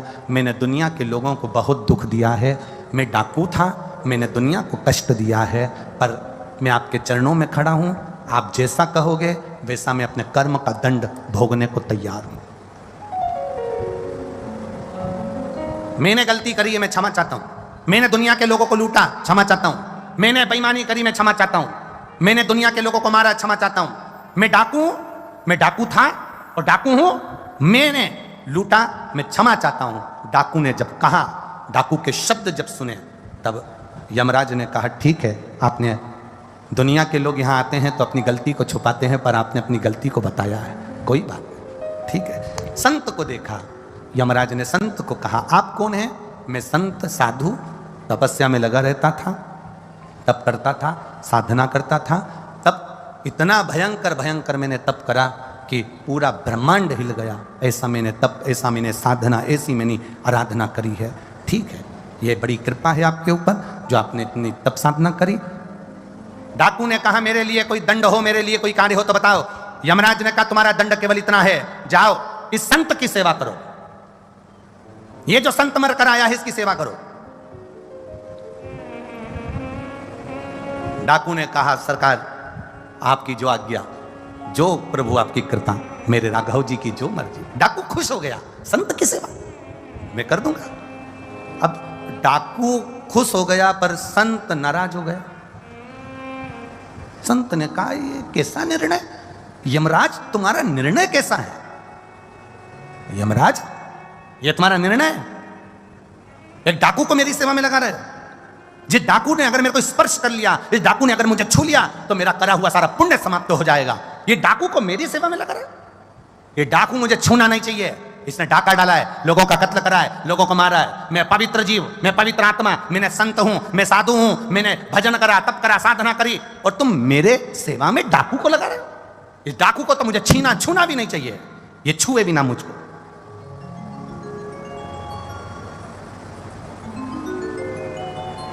यमराज ने कहा वो डाकू तुमसे बड़ा हो गया, डाकू होकर भी क्षमा याचना करता रहा। और महाराज जी आप पवित्र थे, तप करा था, साधना करी थी, इसीलिए तो डाकू को आपकी सेवा में लगाया था कि आपका मात्र स्पर्श हो जाता तो वो डाकू का भी कल्याण अपने आप हो जाता, अपने आप। पर इतना अहंकार अपनी उस तप साधना पर जिसमें तुम एक डाकू का भी कल्याण नहीं कर सकते, एक डाकू का तप साधना। फिर निवेदन करूंगा आपकी तप साधना, चलते चलते शिव का नाम ले लो, चलते चलते भगवान का भजन कर लो, चलते चलते स्मरण कर लो, चलते चलते शिव भक्ति कर लो, चलते चलते भगवत नाम का स्मरण करो। साधना तप साधुता हम माने कठिन है, पर चलते चलते राम नाम, कृष्ण नाम, शिव नाम लेते चलो। कोई जरूरी नहीं है। आज कई लोगों ने पूछा गुरुजी, मैसेज लोगों ने सीओर भेजा कि गुरुजी से पूछ कर बताओ, आज शिवरात्रि है तो शाम को रात्रि को 9 बजे अभिषेक करेंगे तो क्या व्रत रखें, उपवास रखें, हम कुछ खाएं ना खाएं, हम कैसे हम अभिषेक करें, कैसे हम पूजन करें? हम उनसे एक बात ही कहना चाहेंगे, हमने अपनी व्यासपीठ से हमेशा कहा है, आपको आज भी कह रहे हैं, जरूरी नहीं कि तुम खाना छोड़ोगे तो उपवास होगा। आपसे कोई पूछे कि दुनिया का सबसे बड़ा पाप कौन सा है,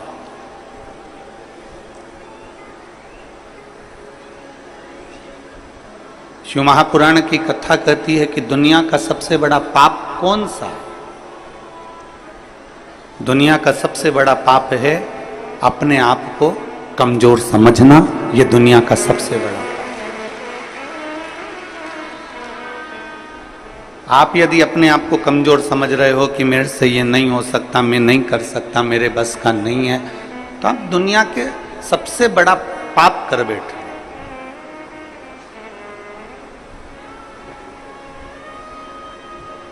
अपने आप को कभी कमजोर मत समझो। रोग से ग्रसित भी हो गए हो तो भी अपने आप को कमजोर मत समझो। कोई बड़ी बीमारी भी लग गई है तो अपने आप को कमजोर मत समझो। कोई बहुत बड़ा टेंशन यदि आपके माथे पर आकर बैठ गया है तो भी अपने को कमजोर नहीं समझो। अपने आप को हम कमजोर क्यों समझे?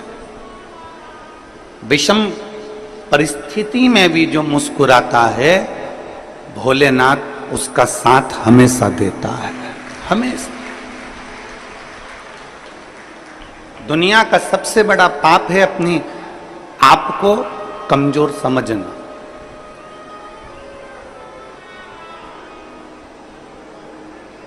आप अपने आप को जिस दिन कमजोर समझना चालू कर लें तो समझ लेना कि आप पापी हो गए। हम अपने आप को कमजोर क्यों समझे? घर में कई बुजुर्ग माताएं ऐसी रहती हैं, कई बुजुर्ग पिता ऐसे रहते हैं, कई भाई मेरी जीजियां मेरे जीजा लोग ऐसे रहते हैं, कई बेटी बेटा ऐसे रहते हैं जो कहते हैं अब तो हमारा समय आ गया, अब हमारे बस का कुछ नहीं। मतलब अपने आप को तुम कमजोर समझ रहे हो।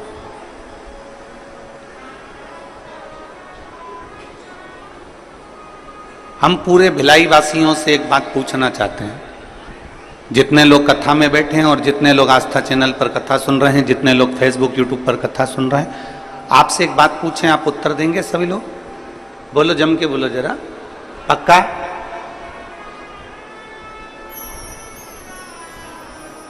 घर में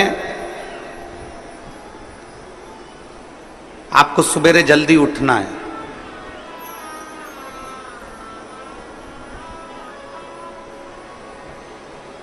कहीं जाना है, कोई कार्य करना है, आपको जल्दी उठना है, तो आपने अलार्म लगाया।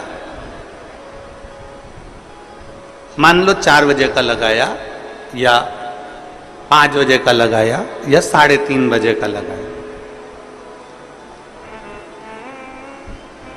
आप जितनी देर का, जितने समय का अलार्म लगाते हैं, जितने लोग यहां बैठे हुए हैं, दिल से बोलना कि तुमने 3:30 का अलार्म लगाया, तुमने 4 बजे का अलार्म लगाया, पर सत्य बताओ, अलार्म तो बाद में बजता है, पहले आपकी नींद खुल जाती है। बोलो सही है कि गलत है?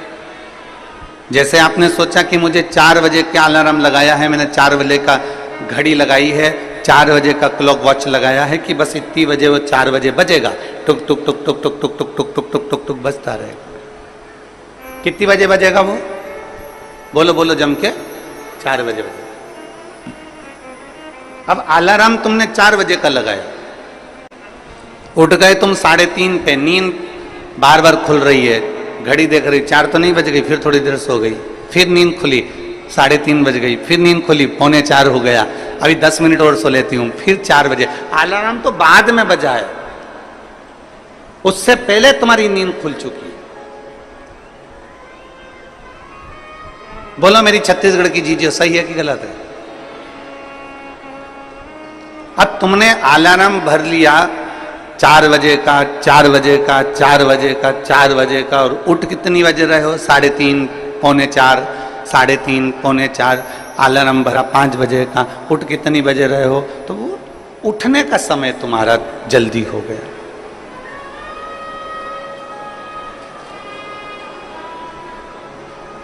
अलार्म तुमने 4 बजे का भरा है, अलार्म तुमने 5 बजे का भरा, परंतु तुम जल्दी उठ गए। अब जितनी मेरी बुजुर्ग माताएं बैठी हैं और जितने मेरे बुजुर्ग पिता बैठे हैं और जितने मेरे बहन बैठी हुई हैं, मेरी जीजियां बैठी हैं, मेरे जीजा बैठे हैं, मेरी माताएं बैठी हैं, मेरे भाई बैठे हैं, आप सबसे निवेदन है, आपने भी अपने दिल में एक अलार्म बनाकर रख लिया। कौन सा अलार्म? जरा सा पेट दुखा और तुमने अलार्म बना लिया, कहीं मुझे बड़ी बीमारी तो नहीं हो गई, कहीं मुझे कहीं गठान तो नहीं हो गई, कहीं मुझे रोग तो नहीं हो गया, कहीं मुझे ये तो नहीं हो गया। जरा सा छाती में दर्द हुआ, तुमने अलार्म बनाकर रख लिया कि मेरे कोई कहीं ब्लॉकेज तो नहीं हो गया, कहीं मेरे हार्ट में कमजोरी तो नहीं हो गई। थोड़ी सी चलने में हापड़ी भराई तो तुम्हें लग गया कि मुझे कहीं दमे की बीमारी तो नहीं हो गई, मुझे सांस की बीमारी तो नहीं हो गई। याद रखना, 4 बजे का अलार्म लगाया तो 3:30 बजे नींद खुल जाती है। उसी तरह तुम जो दिन भर सोचते हो कि मेरे साथ ये तो नहीं हो गया, वो तो नहीं हो गया, वो तो नहीं हो गया, वो तो नहीं हो गया, तो वो चीज तुम्हारे सामने हो ही जाती है। इसलिए शास्त्र कहता है कि दुनिया का सबसे बड़ा पाप है अपने आप को कमजोर समझना। कभी कमजोर मत समझो, हमेशा अपने आप को बलवान समझो।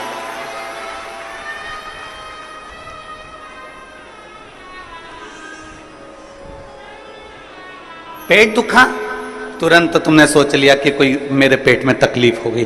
छाती दुखी, मेरे को तकलीफ हो गई। सिर दुखा, मेरे को तकलीफ हो गई। आंखों में प्रॉब्लम हो गई। हो सकता है प्रकृति है, चलता रहता है, कभी अच्छा आता है, कभी बुरा आता है। कोई जरूरी नहीं है कि सारे रोग तुमको ही हो जाएंगे, सारी बीमारी तुमको ही हो जाएगी। पर तुमने सोच लिया, जांच कराने जा रही हो ना, तो सबसे पहले सोच के जा रही हो, मुझे ऐसा लग रहा है कि कहीं बड़ी बीमारी के चांस ना हो जाए। मतलब तुमने वो घड़ी भर ली है, तुमने वो अलार्म भर लिया।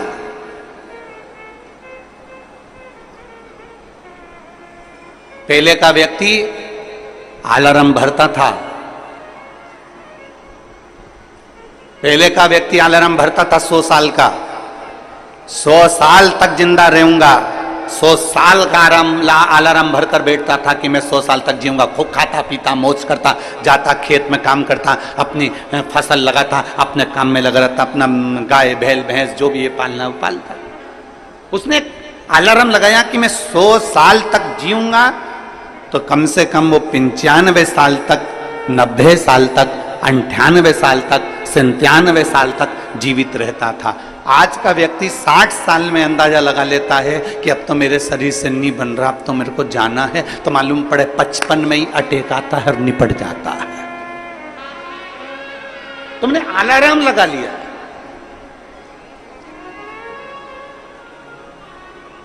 दुनिया का सबसे बड़ा पाप है अपने आप को कमजोर समझे। क्यों कमजोर समझे हम? आप अपने आप को इतना प्रबल समझिए, आप अपने आप को इतना बोल्ड समझिए कि आपको लगे अगर छोटी मोटी बीमारी आ भी गई तो मैं निपट लूंगी, मैं निपट लूंगा। बोल बम का नारा है, आ गई अगर थोड़ी बहुत तकलीफ आई, थोड़ी बहुत अगर कष्ट आया तो है बाबा बेटा, मेहनत करेंगे, परिश्रम करेंगे, देखा जाएगा। और शंभु शरणे मांगू घड़ी रे घड़ी, दुख काटो दया करी ने दर्शन आपो। शंभु शरणे पड़ी मांगू घड़ी रे घड़ी, दुख काटो दया करीने दर्शन। आप कमजोर क्यों समझे? आप हिम्मत क्यों हारे? कई माताएं कह देती है हमने 1 बार पशुपतिनाथ का व्रत करा, हमने 2 बार पशुपतिनाथ का व्रत करा, हमने 3 बार पशुपतिनाथ का व्रत करा और हमने, हमारी बाबा नहीं सुन रहा, आपने हिम्मत हार ली। आप अपने आप को हिम्मत हार गए। एक पत्र है,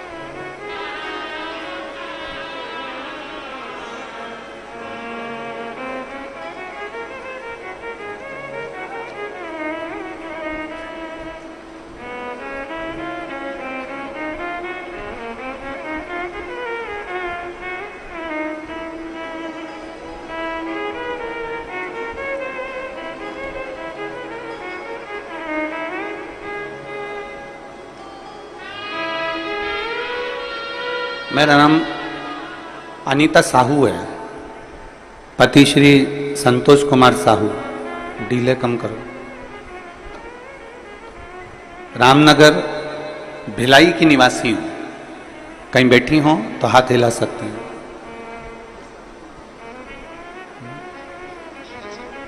अच्छा, जहां भी बैठे हो हाथ हिला दो और आ जाओ, एक बेलपत्र ले जाना। आ जाइए। मेरा नाम अनीता साहू है, पति श्री संतोष कुमार साहू है। रामनगर भिलाई। मोबाइल नंबर मेरा ये है। एक लोटे जल का मैं क्या वर्णन करूं। 2023 मई में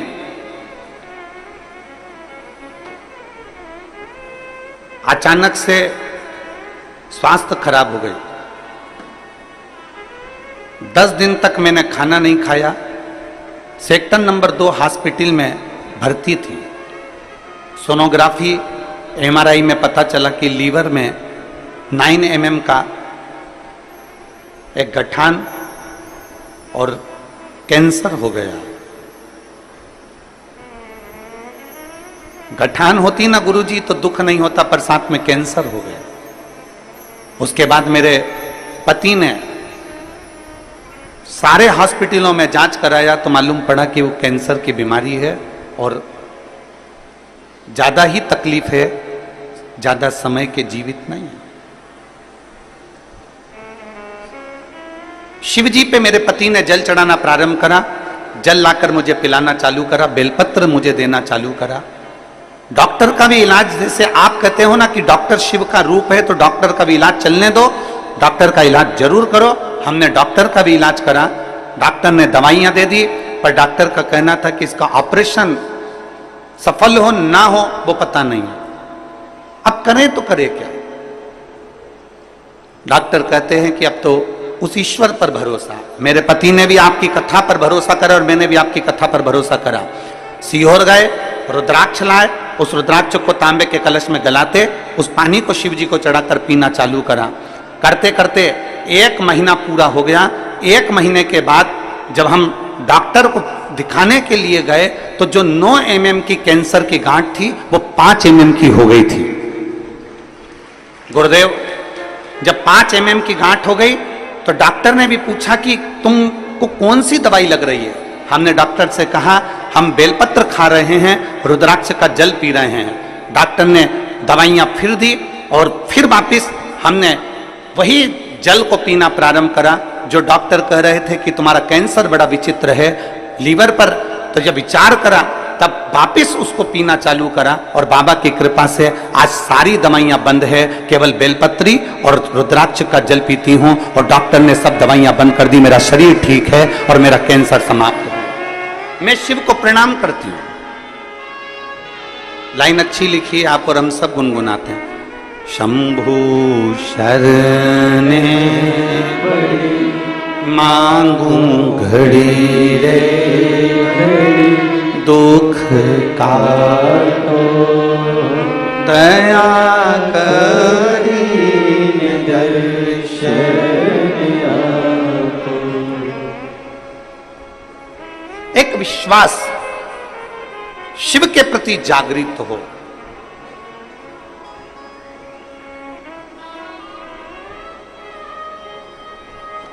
हम तो कहते हैं, जैसे ये कथा बोलबम सेवा एवं कल्याण समिति करा रही है,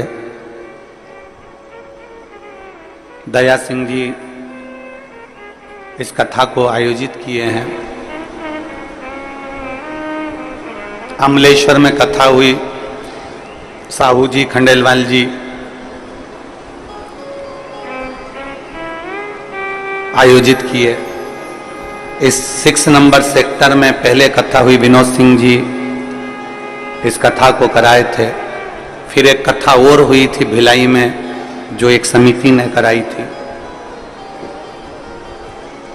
ऐसे कई हम कहेंगे कि जो कथा के आयोजक होते हैं ना, जो कथा करवाते हैं, हम उनको धन्यवाद देना चाहते हैं। कम से कम आपके कराई हुई कथा से ना जाने कितनों की बीमारियां और कितनों के दुख और कितनों के कष्ट ठीक हो जाए।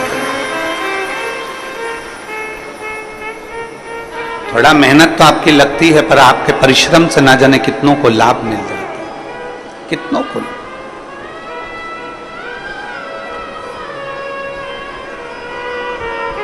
शिव तत्व की प्राप्ति है। शिव महापुराण की कथा, भगवान ओगड़दानी की कथा, भगवान शंकर की कथा। हिम्मत ना हारे। इस बहन ने एक बात लिखी कि मेरे पति और मैं शिव पर से भरोसा समाप्त नहीं करें, करेगा तो वही करेगा। शिव पर से हमने भरोसा समाप्त नहीं करा, करेगा तो वही करेगा। करेगा तो ओगड़दानी ही करेगा, करेगा तो मेरा देव अधिदेव महादेव ही करेगा। हमारा विश्वास, हमारा भरोसा हमने प्रबल रखा। और मैंने तेरे ही भरोसे बाबा, तेरे ही भरोसे हवा बिच उड़ती जावांगी। बाबा डोर हटो छड़ी नाम में कटी जावांगी। भोले मैं तेरी पतंग, शंभो मैं तेरी पतंग, हवा बिच उड़ती जावांगी। बाबा डोर हटो छड़ी नाम में कटी जावांगी। एक विश्वास अपने भीतर प्रकट करें।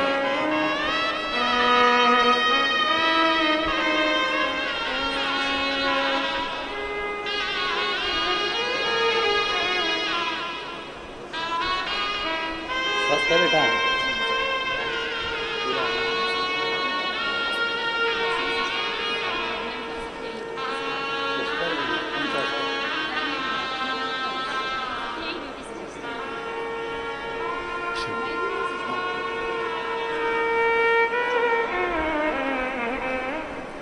हॉस्पिटल में सिस्टर भी हैं, कह रही हैं कि बाबा ने मेरे को इतना अच्छा कर दिया कि अब मैं वापस हॉस्पिटल में काम करने लगी और मैं स्वस्थ हूं। यह शिव तत्व है। परफिला तो कौन अतिथि आए उनका लिख के ला दीजिए। ये शिव तत्व है, ये ओघड़ी है, ये शंभु है, त्रिकालदर्शी है। हमारे भीतर एक विश्वास को हमें पैदा करना है, हमारे भीतर एक भरोसे को हमें दृढ़ करना है, एक विश्वास को दृढ़ करना है। फिर निवेदन है, दुनिया का सबसे बड़ा पाप है अपने आप को कमजोर समझना।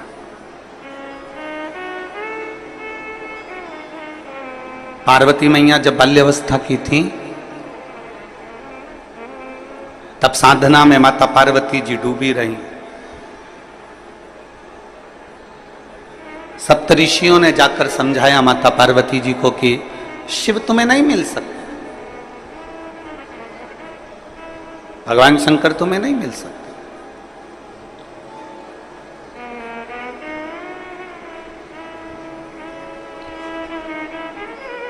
बहुत परीक्षा ली गई माता पार्वती जी की, बहुत, और पार्वती जी की बारंबार परीक्षा ली गई, बार बार परीक्षा ली गई, बार बार परीक्षा ली गई, पर माता पार्वती जी हिम्मत नहीं आ रही।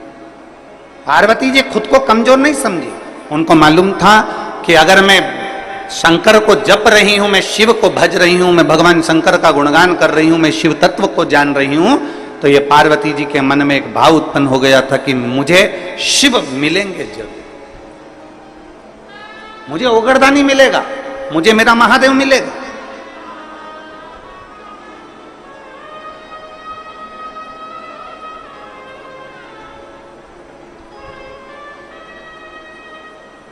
और ध्यान दें, शिव को पाने की ललकता आपके भीतर होना चाहिए।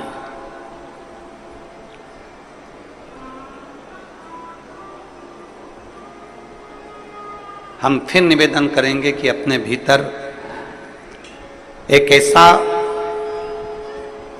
तत्व, अपने भीतर ऐसा समर्पण, अपने भीतर भगवान की अविरल भक्ति को अपने भीतर ऐसा समाहित कर लो कि एक ना एक दिन ऐसा आए कि मेरा शिव तुम्हारे सम्मुख में आकर खड़ा हो जाए और तुम्हारे को दर्शन देकर जाए। इतना अपने आप में बल उत्पन्न कर दो।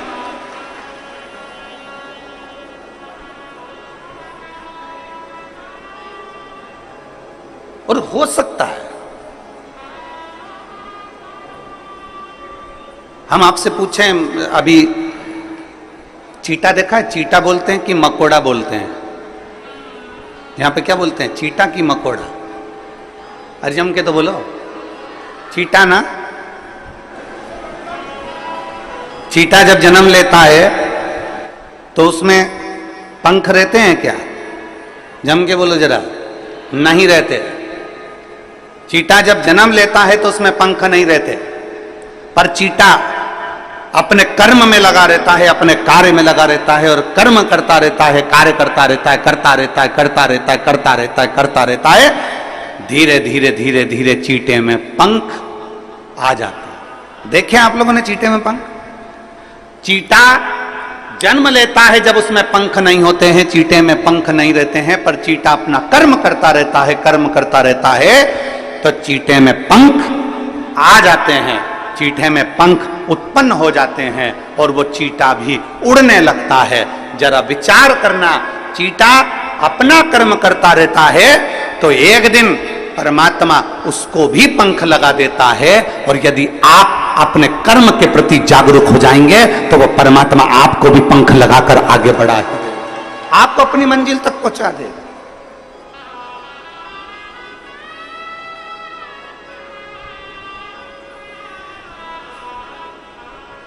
चीटे में पंख नहीं होते, पर धीरे धीरे वो कर्म करता गया, कर्म करता गया, करता गया और उसमें पंख लग गए। कर्म करता गया और उसमें पंख आ गए, वो उड़ने लगा, वो आगे बढ़ने लगा। आप अपना कर्म करिए, जिस कर्म में आप लगे हुए हो प्रबलता से उसमें लगे रहिए, उसमें लगे। जिस कर्म को आप करना चाहते हो उसको कर्म को आप प्रबलता से करते रहिए। एक दिन मेरा परमात्मा भी आपको उड़ान देगा, एक दिन मेरा परमात्मा, मेरा भोलेनाथ भी आपको उन्नति की सीढ़ी पर चढ़ा देगा। आप कर्म के प्रति जागरूक तो रहो। आप कर्म के प्रति जागरूक नहीं और सोचें कि हम बहुत कुछ कर लें, हम बहुत ऊंचे उठ जाएं, हम बहुत आगे बढ़ जाएं, तो शिव महापुराण की कथा कहती है कर्म प्रधान है, आपका कर्म पहले करना है। श्रीमद् भगवत कहती है, श्रीमद् भगवत गीता कहती है, श्रीमद् भागवत कहती है, रामचरितमानस कहती है, विष्णु पुराण कहती है, गर्ग संहिता कहती है, स्कंद पुराण कहती है, नर्मदा पुराण कहती है, लिंग पुराण कहती है।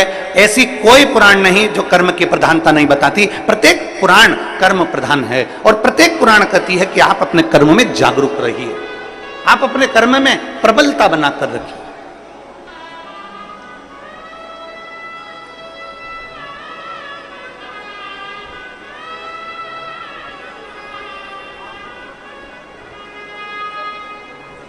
हमारे बीच में माननीय पवन साय जी, भाजपा प्रदेश संगठन मंत्री छत्तीसगढ़ शासन से, एवं माननीय नंदन जैन जी, भाजपा प्रदेश कोषाध्यक्ष छत्तीसगढ़ शासन से आए हैं। आप दोनों पधारें, व्यासपीठ का पूजन करने के लिए पधारिए। एक बार इनके लिए जोरदार ताली बजाकर स्वागत वंदन।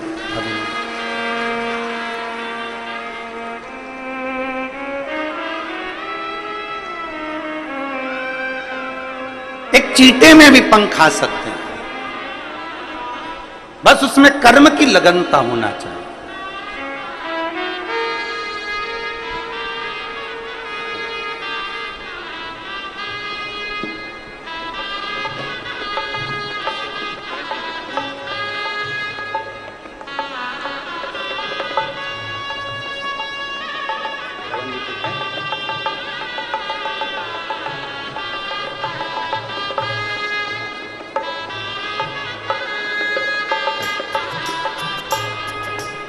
एक अपनी कर्म की लगनता प्रबल होना चाहिए।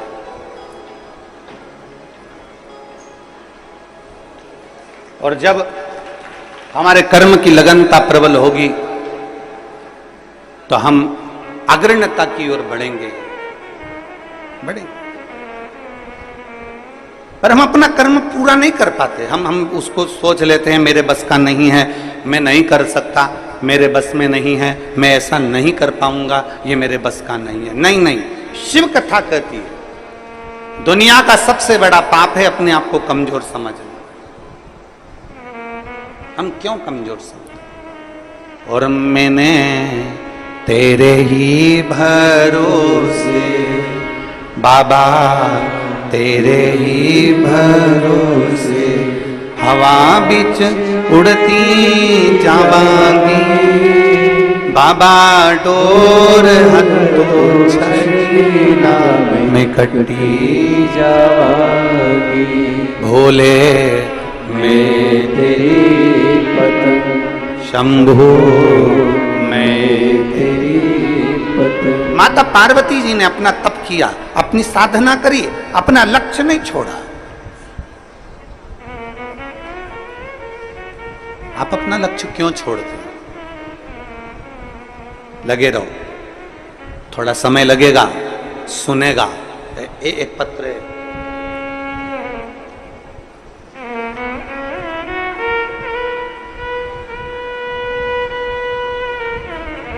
मैं राजकुमारी यादव, पति श्री शांतिलाल यादव, पोरिया कला, पुरानी बस्ती, वार्ड नंबर 54, दुर्ग की निवासी हूं। आप ही हैं? श्री शिवाय नमस्तुभ्यं। एक लोटे जल का मैं क्या वर्णन करूं? आ जाओ, बेलपत्र लेकर चले गए।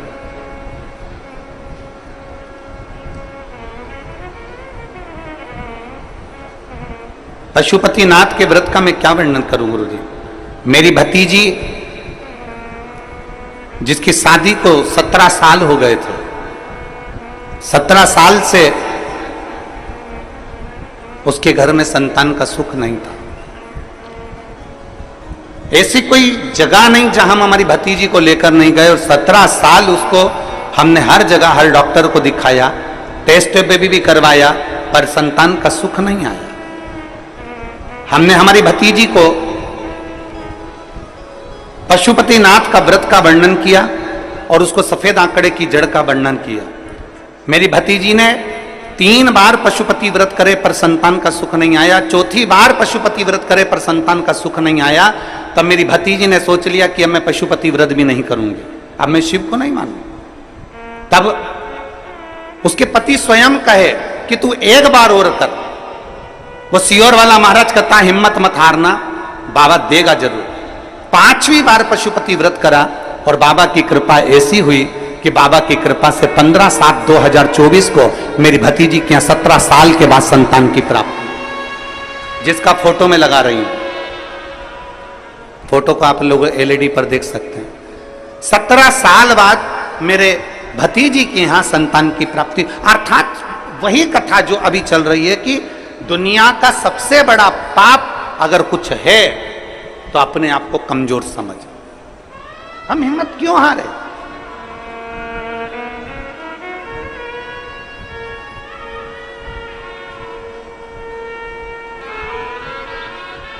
क्यों हिम्मत हारे?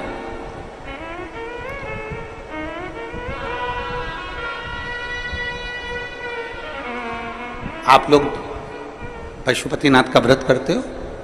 कौन कौन ने करा? जरा हाथ उठाओ तो।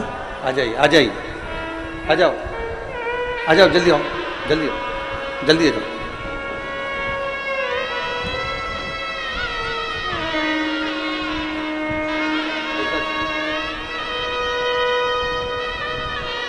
बधाई आपकी भतीजी को, बधाई।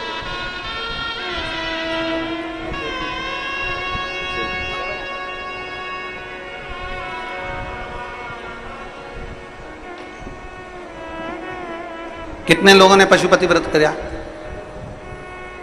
बहुत बढ़िया, रख लो, रख लो।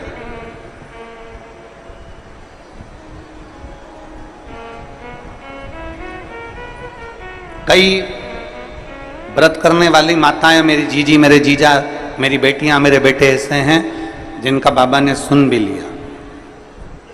और कई ऐसे भी हैं जिन्होंने 1 व्रत, 2 व्रत, 3 व्रत करे होंगे और बाबा नहीं भी सुने।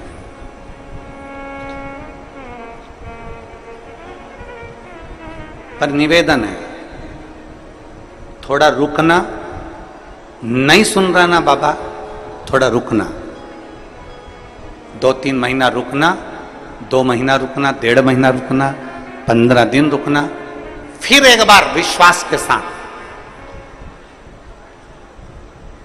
फिर एक भरोसे के साथ टीवी पर शिव महापुराण की कथा सुनना, मोबाइल पर कथा सुनना, यदि पंडाल में मिल जाए तो पंडाल में सुनना, और उस दिन से फिर नियम बना लेना कि बस मैंने कथा सुन ली है, अब मैं विश्वास रखकर 5 व्रत मेरे पशुपति नाथ के फिर करूंगी, और मेरा भरोसा कहता है मेरा शंकर मेरी झोली खुशियों से भरेगा। फिर विश्वास।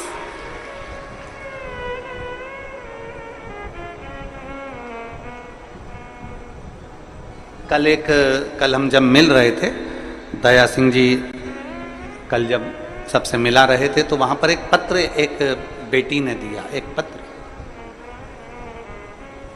उस पत्र को तो हम यहां लेकर नहीं आए, कक्ष में होगा। उस पत्र में एक बेटी ने लिखा कि हम जिस गांव में रहते हैं,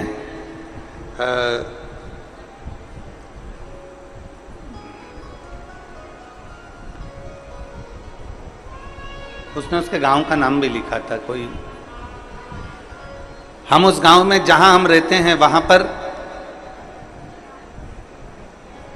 जितने भी हमारे साथ वाले हैं, जितने भी हमारे साथ में मंदिर जाया करते थे, देवालय, पूर्व की बात बता रहे हैं गुरुजी, जब जाया करते थे तो धीरे धीरे धीरे धीरे उन्होंने मंदिर जाना बंद कर दिया और दूसरी जगह जाना चालू कर। अब मंदिर जाने वाले कम हो गए थे और दूसरी जगह जाने वाले, रविवार को जाने वाले ज्यादा हो गए थे। हम केवल 6 लेडीज ऐसी थीं जो हमारे गांव में हम भगवान को भजते थे, भगवान को मानते थे, पर हम शिव को भी नहीं जानते थे, हम तो केवल भगवान को मानते थे कि भगवान को मानना। हमारे गांव की बात बता रहे हैं गुरु जी। बाकी के सब यहां वहां जाने लगे और धीरे धीरे धीरे धीरे उन्होंने मंदिर जाना छोड़ दिया। और ऐसा नहीं गुरु जी कि कोई साधारण लोग हों और वो मंदिर छोड़ दिए हों, बहुत बड़े बड़े लोग मंदिर को छोड़कर दूसरी जगह जाने लगे। गुरुदेव, आपकी कथा सुनने के बाद में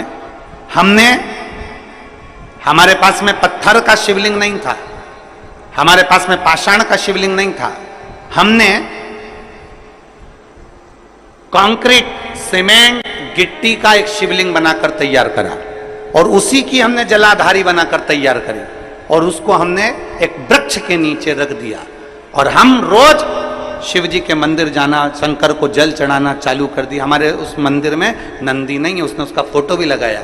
उस शंकर का कंक्रीट का शिवलिंग बनाकर, कंक्रीट की जलाधारी बनाकर उस पर हमने कलर पोत दिया और हम जाना चालू कर दिया। गुरुजी, हमने आपकी कथा को टीवी पर लगाकर उसकी आवाज तेज कर हमने बाहर लोगों को, जाते आते लोगों को सुनाना चालू करी। आज हमें प्रसन्नता इस बात की है कि वो पेड़ के नीचे का जो कंक्रीट सीमेंट का शिवलिंग है वहां पर भी लोगों की भीड़ होने लगी और लोग अब अपने धर्म की ओर मुड़ने लगे।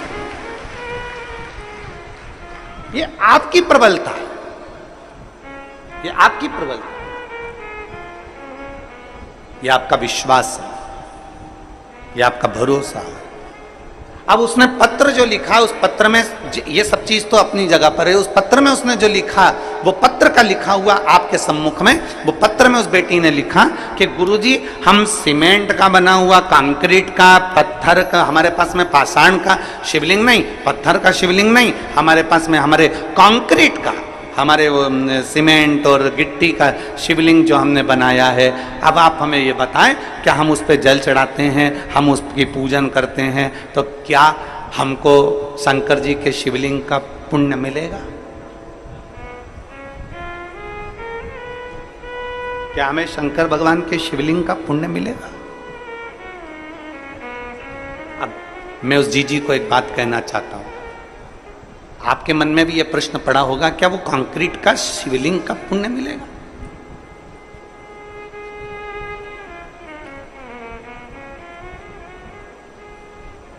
पहले तो मैं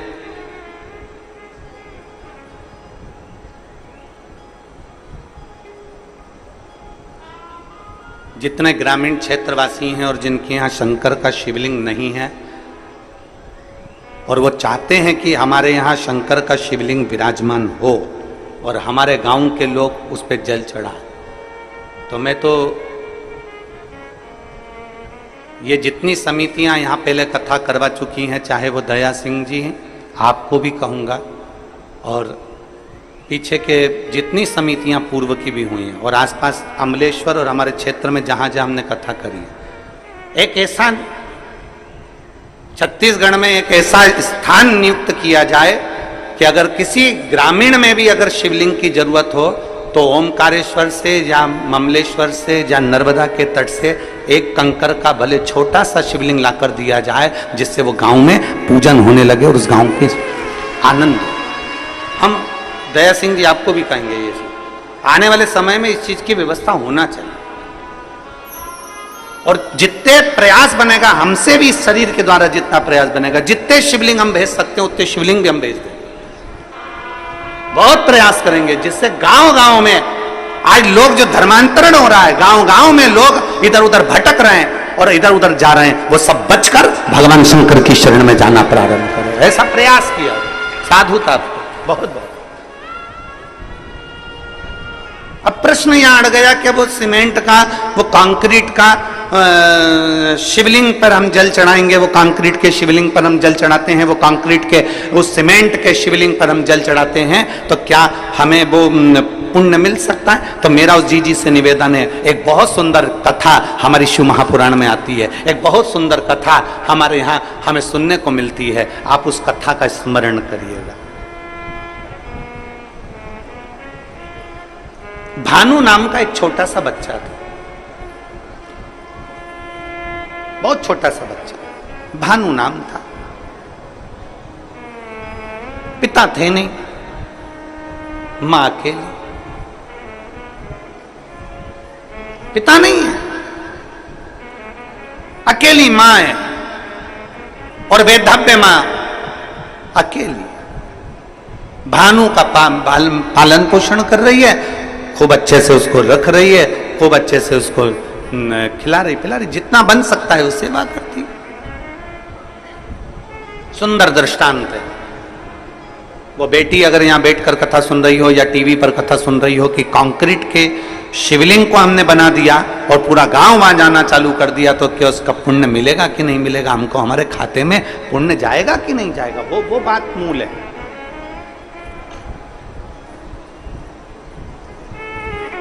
हमारे पास शिवलिंग नहीं था तो हमने वो कंक्रीट का बना दिया, तो उसका पुण्य है कि नहीं? उसके लिए भानु की मां उसका पालन पोषण कर रही है। घर में इतना वैभव नहीं है, घर में इतना धन नहीं।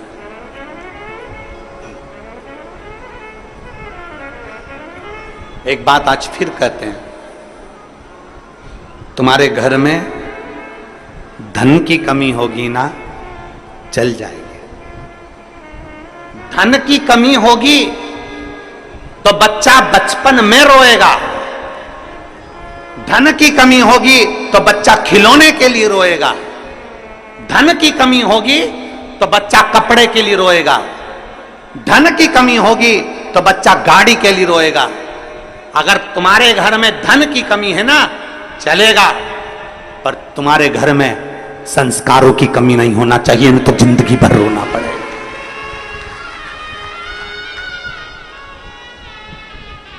घर में अगर धन की कमी है तो चल जाएगा, 2 रोटी कम खाओगे, रूखी खाओगे, सूखी खाओगे, चल जाएगा, बचपन निकल जाएगा, जवानी निकल जाएगी, पर संस्कारों की कमी नहीं होना चाहिए। अगर हमारा संस्कार समाप्त हो गया तो हमें जिंदगी भर रोना पड़ सकता है, जिंदगी भर, जिंदगी भर चलेगा। धन की कमी चलेगी पर संस्कारों की कमी ना हो। संस्कार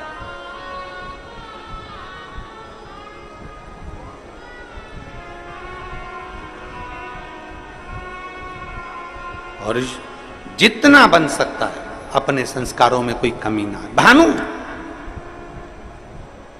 भानु की मां भले धन में कमी थी पर संस्कारों में कमी नहीं रखी भानु की।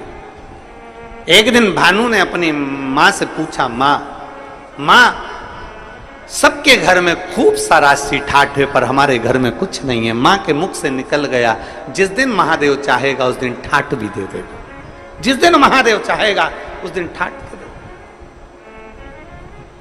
5 वर्ष का भानु जहां भी खेलने बैठता है, जहां भी खेलता है, खेलते खेलते मिट्टी को उठाकर, धूल को उठाकर, जो जमीन पर खेलता है तो वहां की मिट्टी को ऐसा इकट्ठा करता है, शिवलिंग बनाता है, जलाधारी बनाता है। पेड़ पत्ती का पत्तियां तोड़ता है वृक्षों से, उसके ऊपर चढ़ा देता है।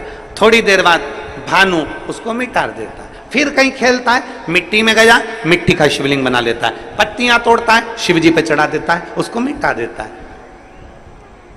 4 छोटी छोटी डंडियां लाकर खड़ी करता है, उस पे झोपड़ी बनाता है, उसके अंदर एक मिट्टी का शिवलिंग बना लेता है, उस पे पत्तियां लाता है, तोड़कर चढ़ा देता है। ये केवल भानु की कथा नहीं, ये आपकी और हमारी भी कथा है। बचपन में कई बेटियां, बचपन में कई बेटे, बचपन में छोटे छोटे लड़के, सोमवार आता है, मंगलवार आता है, बुधवार आता है, गुरुवार आता है, ऐसे कई दिन, कोई शिवरात्रि, कोई सावन का महीना आता है, छोटे छोटे बच्चे डंडियां लाते हैं तोड़कर, छोटी छोटी डंडियां तैयार कर कर उस पर छप्पर डालकर उसमें मिट्टी का शिवलिंग बना लेते हैं, उसका श्रृंगार कर देते हैं, उसके ऊपर पत्ता पत्ती लाकर चढ़ा देते हैं। कई लोग हंसते हैं, बताओ कैसा मूर्ख है, कैसे इसमें अकल नहीं है, छोटा सा बच्चा है, इसने ऐसा कर लिया। घर के अंदर वो भगवान की पूजन करता है, छोटा सा बच्चा।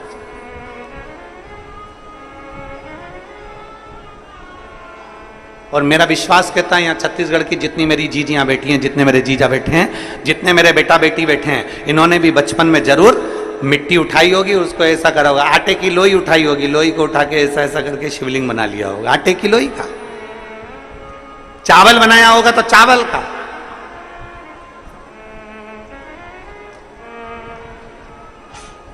बोलो बोलो, सही है कि गलत है? बचपन में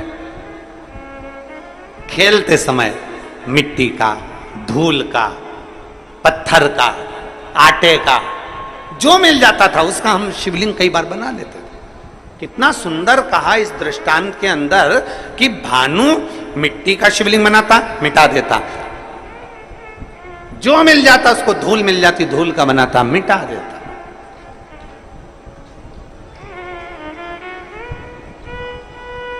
शिव महापुराण की कथा कहती है, भूल वश भी, भूल से भी, भूल से।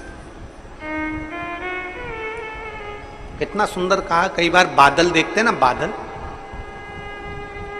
कई बार बादल देखते हैं तो बादल में भी शिवलिंग का दर्शन होता है। कई बार वहां शिवलिंग आया नहीं है, वहां शिवलिंग आया नहीं है, पर बादल देख रहे हो और दूसरे भी देख रहे हैं, उनको नहीं दिख रहा है, पर आपको बादल में ऐसा लग रहा है कि ये जलाधारी है, ये शिवलिंग है, ये सामने नंदी है, ये शंकर है, ये पार्वती है। बादल में भी आपको शिवलिंग का दर्शन हो रहा है। कई बार पानी में, कई बार शिवलिंग में, कई बार वृक्ष में, कई बार बेलपत्री की पत्ती में भी शंकर के शिवलिंग का दर्शन हो जाता है। कई बार फूल में शिवलिंग का दर्शन हो जाता है। क्यों, किस लिए, किस भाव से? तो हमारे यहां दृष्टांत सागर कहता है, अगर तुम्हारी नेत्रों से तुम्हें बादल में, जल में, थल में, पाषाण में, मिट्टी में, धूल में भी अगर भूल से भी तुमने शिवलिंग का निर्माण करा है या दर्शन करा है, तो तुम्हें तुम्हारे खाते में एक शिवलिंग के निर्माण का पुण्य तुम्हारे खाते में जुड़ जाता है और उसका फल तुम्हें मृत्यु के पहले प्राप्त जरूर होता है। वो मिलता जरूर है। अब बादल में शिवलिंग बना, बादल में धुएं से, भाप से शिवलिंग का दर्शन हुआ, तो यहां शिवलिंग बना नहीं है, ये आपकी दृष्टि में, आपके मन में शिवलिंग समाया था तो आपने उसको शिवलिंग बनाया। वो देख ऐसा लग रहा है, ऐसा लग रहा है ना कि सामने जलाधारी है, ऐसा लग रहा है ना सामने शिवलिंग है, ऐसा लग रहा है ना कि सामने शंकर है। मतलब तुमने अपने दिल से बादल में भी शिवलिंग बनाया है, मतलब एक शिवलिंग बनाने का पुण्य तेरे खाते में जा चुका है। तुमने बेलपत्र में दर्शन करा, देखो ऐसा लग रहा है ना, ये जलाधारी है, ये शिव है, ऐसा लग रहा है ना, मतलब तुमने बेलपत्र में भी शिवलिंग बनाया है, एक शिवलिंग का पुण्य तुम्हारे खाते में चला गया। केवल एक मिट्टी का बनाया, पाषाण का बनाया या कोई चीज का बनाया, ये हमारे खाते में पहुंच गया। एक शिवलिंग भले तुमने दिल से, मन से, भाव से बनाया, पर पहुंच गया।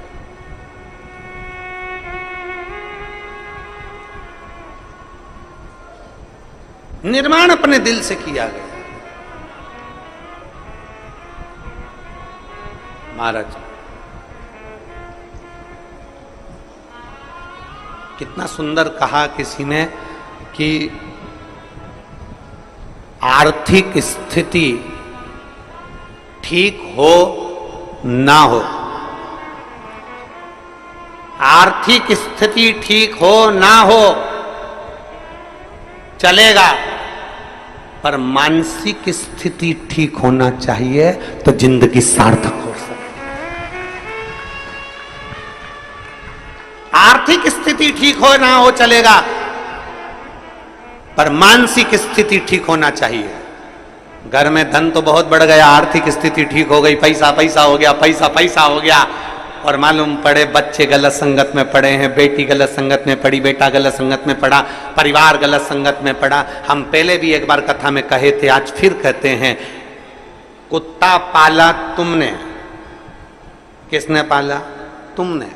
कुत्ते को चेन बांधी तुमने, कुत्ते को पट्टा बांधा तुमने, कुत्ते को भोजन कराया तुमने, कुत्ते को स्नान कराया तुमने, कुत्ते को इत्र लगाया तुमने, कुत्ते को अच्छा अच्छा खिलाया तुमने, कुत्ते को घुमाने ले गए तुम, कुत्ते से प्रेम करा तुमने।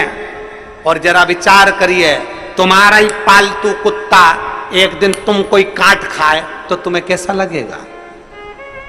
बोलो जल्दी बोलो, अरे बोलो तो, अच्छा लगेगा? तुम्हारा ही पालतू कुत्ता तुम्हें काट खाए, अच्छा नहीं लगता। उसी तरह धन कमाया तुमने, पैसा कमाया तुमने, दिन रात एक करा तुमने, पैसे के लिए पूरी जिंदगी दौड़े तुम, कमा कमा के लाए तुम, और वही पैसा घर में आया और तुम्हारा बेटा मदिरा पान में, तुम्हारा पति मदिरा पान में, जुए में, वेश्यावृत्ति में, गलत काम में अगर लग गया तो जरा विचार करो कि तुम्हारा कुत्ता ही पालतू तुमको काट गया। तुम्हारा पालतू कुत्ता तुम्हें काट गया, जरा विचार करिए। तुम्हारे कमाए धन को अगर तुम वेश्यावृत्ति में लगा रहे हो, तुम्हारे कमाए धन को तुम जुए में लगा रहे हो, तुम्हारे कमाए धन को तुम मदिरा में लगा रहे हो, तुम्हारे कमाए धन को तुम गलत जगह पर लगा रहे हो, तो समझ लेना कि तुम्हारा पालतू कुत्ता तुम्हें काट रहा है। तुम्हारा कुत्ता तुम्हें काटे ये अच्छी बात नहीं है।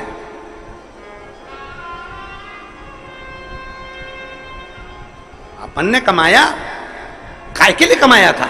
ईश्वर राम की जिंदगी के लिए, सुख के लिए, खुशी के लिए।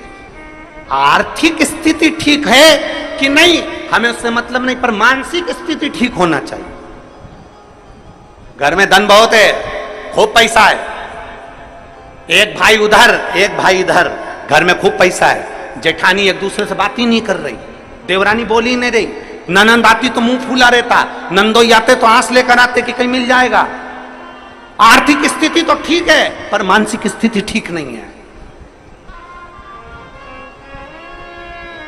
सास दिन भर अपने काम में लगी है, माँ अपने मोबाइल में लगी है, बाप कमाने में लगा है, ताऊ चाचा अपने काम में लगे हैं, ताई चाची अपने काम में लगी है, बुआ फूफा अपने काम में लगे हैं, छोटा सा बच्चा दिन भर घर में इधर उधर घूमता फिर रहा है, और घर के लोग आस लगा के बैठे हैं कि बुढ़ापे में हमारी औलाद हमको पानी देगी, बुढ़ापे में हमारी औलाद हमसे प्रेम करेगी, बुढ़ापे में हमारी औलाद हमको चाहेगी। बचपन में तुम अपना मोबाइल नहीं छोड़ रहे, सास अपना काम नहीं छोड़ रही, चाचा चाची अपना काम नहीं छोड़ रहे। जब तुम बच्चे को बचपन में प्रेम नहीं दे पा रहे तो बुढ़ापे में बच्चा तुमको भी प्रेम नहीं दे सकता, ये निश्चित है।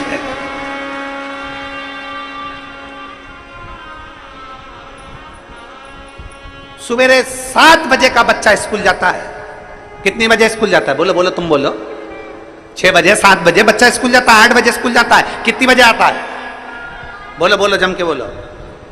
है 1-2 बजे आता है, 1 बजे, 2 बजे, 1:30 बजे, 3 बजे, 12 बजे, जितनी बजे भी बच्चा आता है। सुबह 8 बजे का गया बच्चा 12-1 बजे आता है। 12-1 बजे बच्चा आता है और आते से ही बच्चा आया और आने के बाद उसको मम्मी ने बस थोड़ा बहुत खाने पीने का दिया और मालूम पड़े फिर वापिस वो मोबाइल माँ लेकर अपने कमरे में चली गई, लेट गई, सो गई, अपने कमरे में अपना मोबाइल में मस्त हो गई। बच्चा क्या कर रहा है? दादी अपने कमरे में, दादा अपने कमरे में, बुआ अपने कमरे में, चाचा अपने कमरे में, चाची अपने कमरे में, ताई अपने कमरे में, और बच्चा दिन भर क्या कर रहा है? अभी आया वो स्कूल से, थोड़ा माँ का फर्ज बनता है, थोड़ा दादी का फर्ज बनता है, थोड़ा चाची का फर्ज बनता है, थोड़ा ताई का फर्ज बनता है, थोड़ा बुआ का फर्ज बनता है कि घर के पुरुष अगर कमाने के लिए गए हैं तो घर की स्त्री उनके पास बैठकर उनकी शिक्षा का अध्ययन पूछे, क्या पढ़ा, कैसा रहा, स्कूल में किसी ने कुछ कहा तो नहीं, कोई मारा ठोकी तो नहीं, कोई गलत काम तो नहीं, कोई गलत विचार तो नहीं। बच्चा जब गलत कर कर आता है तब चिल्लाते हो, पर जब जरूरत है बच्चे को कि क्या कर रहा है क्या नहीं कर रहा, आपका मोबाइल एक तरफ पटक कर थोड़ी देर बच्चों को प्रेम देने का प्रयास करो, आपका घर एक तरफ रखकर बच्चों को थोड़ा स्नेह देने का प्रयास करो। जब वो बच्चा 3-4 बजती है, कोचिंग चले जाता है, ट्यूशन चले जाता है, शाम को आता है, सोने का समय हो जाता है, आपको समय देते कहां बच्चों को? आप अगर अपने बच्चे को प्रेम से आधा घंटा भी दोगे तो ये निश्चित है तुम्हारे बुढ़ापे की घड़ी में बच्चा भी तुमको 1 घंटा देगा। आप अपने बच्चों को दे कहां रहे हो? आप अपने बच्चे को प्रेम कहां दे पा रहे हो? और आस लगा के बैठे हो मेरी बहू आएगी, गरम रोटी खिलाएगी। हरिओ भिलाई वाली, आज की बहू आएगी, पति को होटल ले जाएगी, खुद खाएगी और तेरे को ठेंगा दिखाएगी। आस मत रखिए।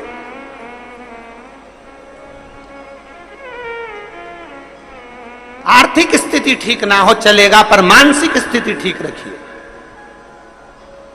धन नहीं है ना तो भी संतुष्ट रहो, और धन है तो भी संतुष्ट रहो। धन है तो भी खुश, नहीं है तो भी खुश। हम जिस दिन से पहले दिन से यहाँ आए हैं भिलाई में कथा करने के लिए, दया सिंह जी जिस समय हमको एयरपोर्ट लेने के लिए गए, एयरपोर्ट से जब हमको लेके आ रहे थे, उस समय से लेकर आज तक इनके मुख पे एक ही चीज रटी हुई है, गुरुजी हर साल कथा करने आओ, हम हर साल व्यवस्था करें।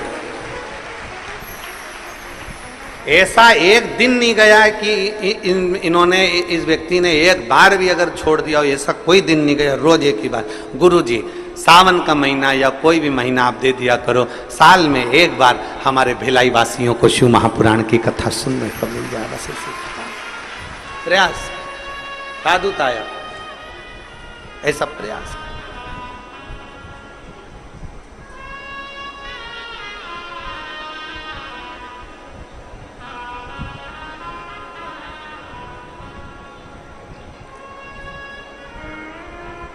एक आस तुम्हारी है,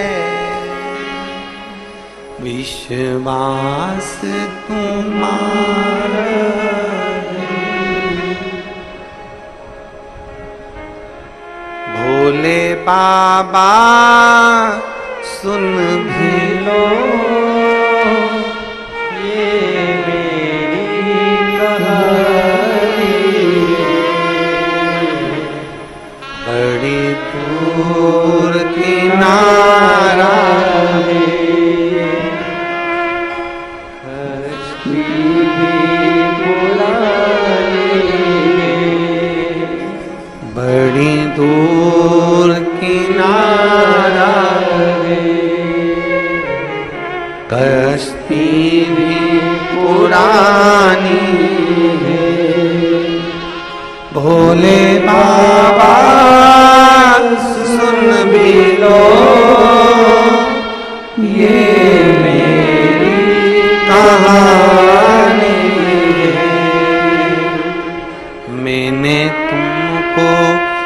पुकारा रे,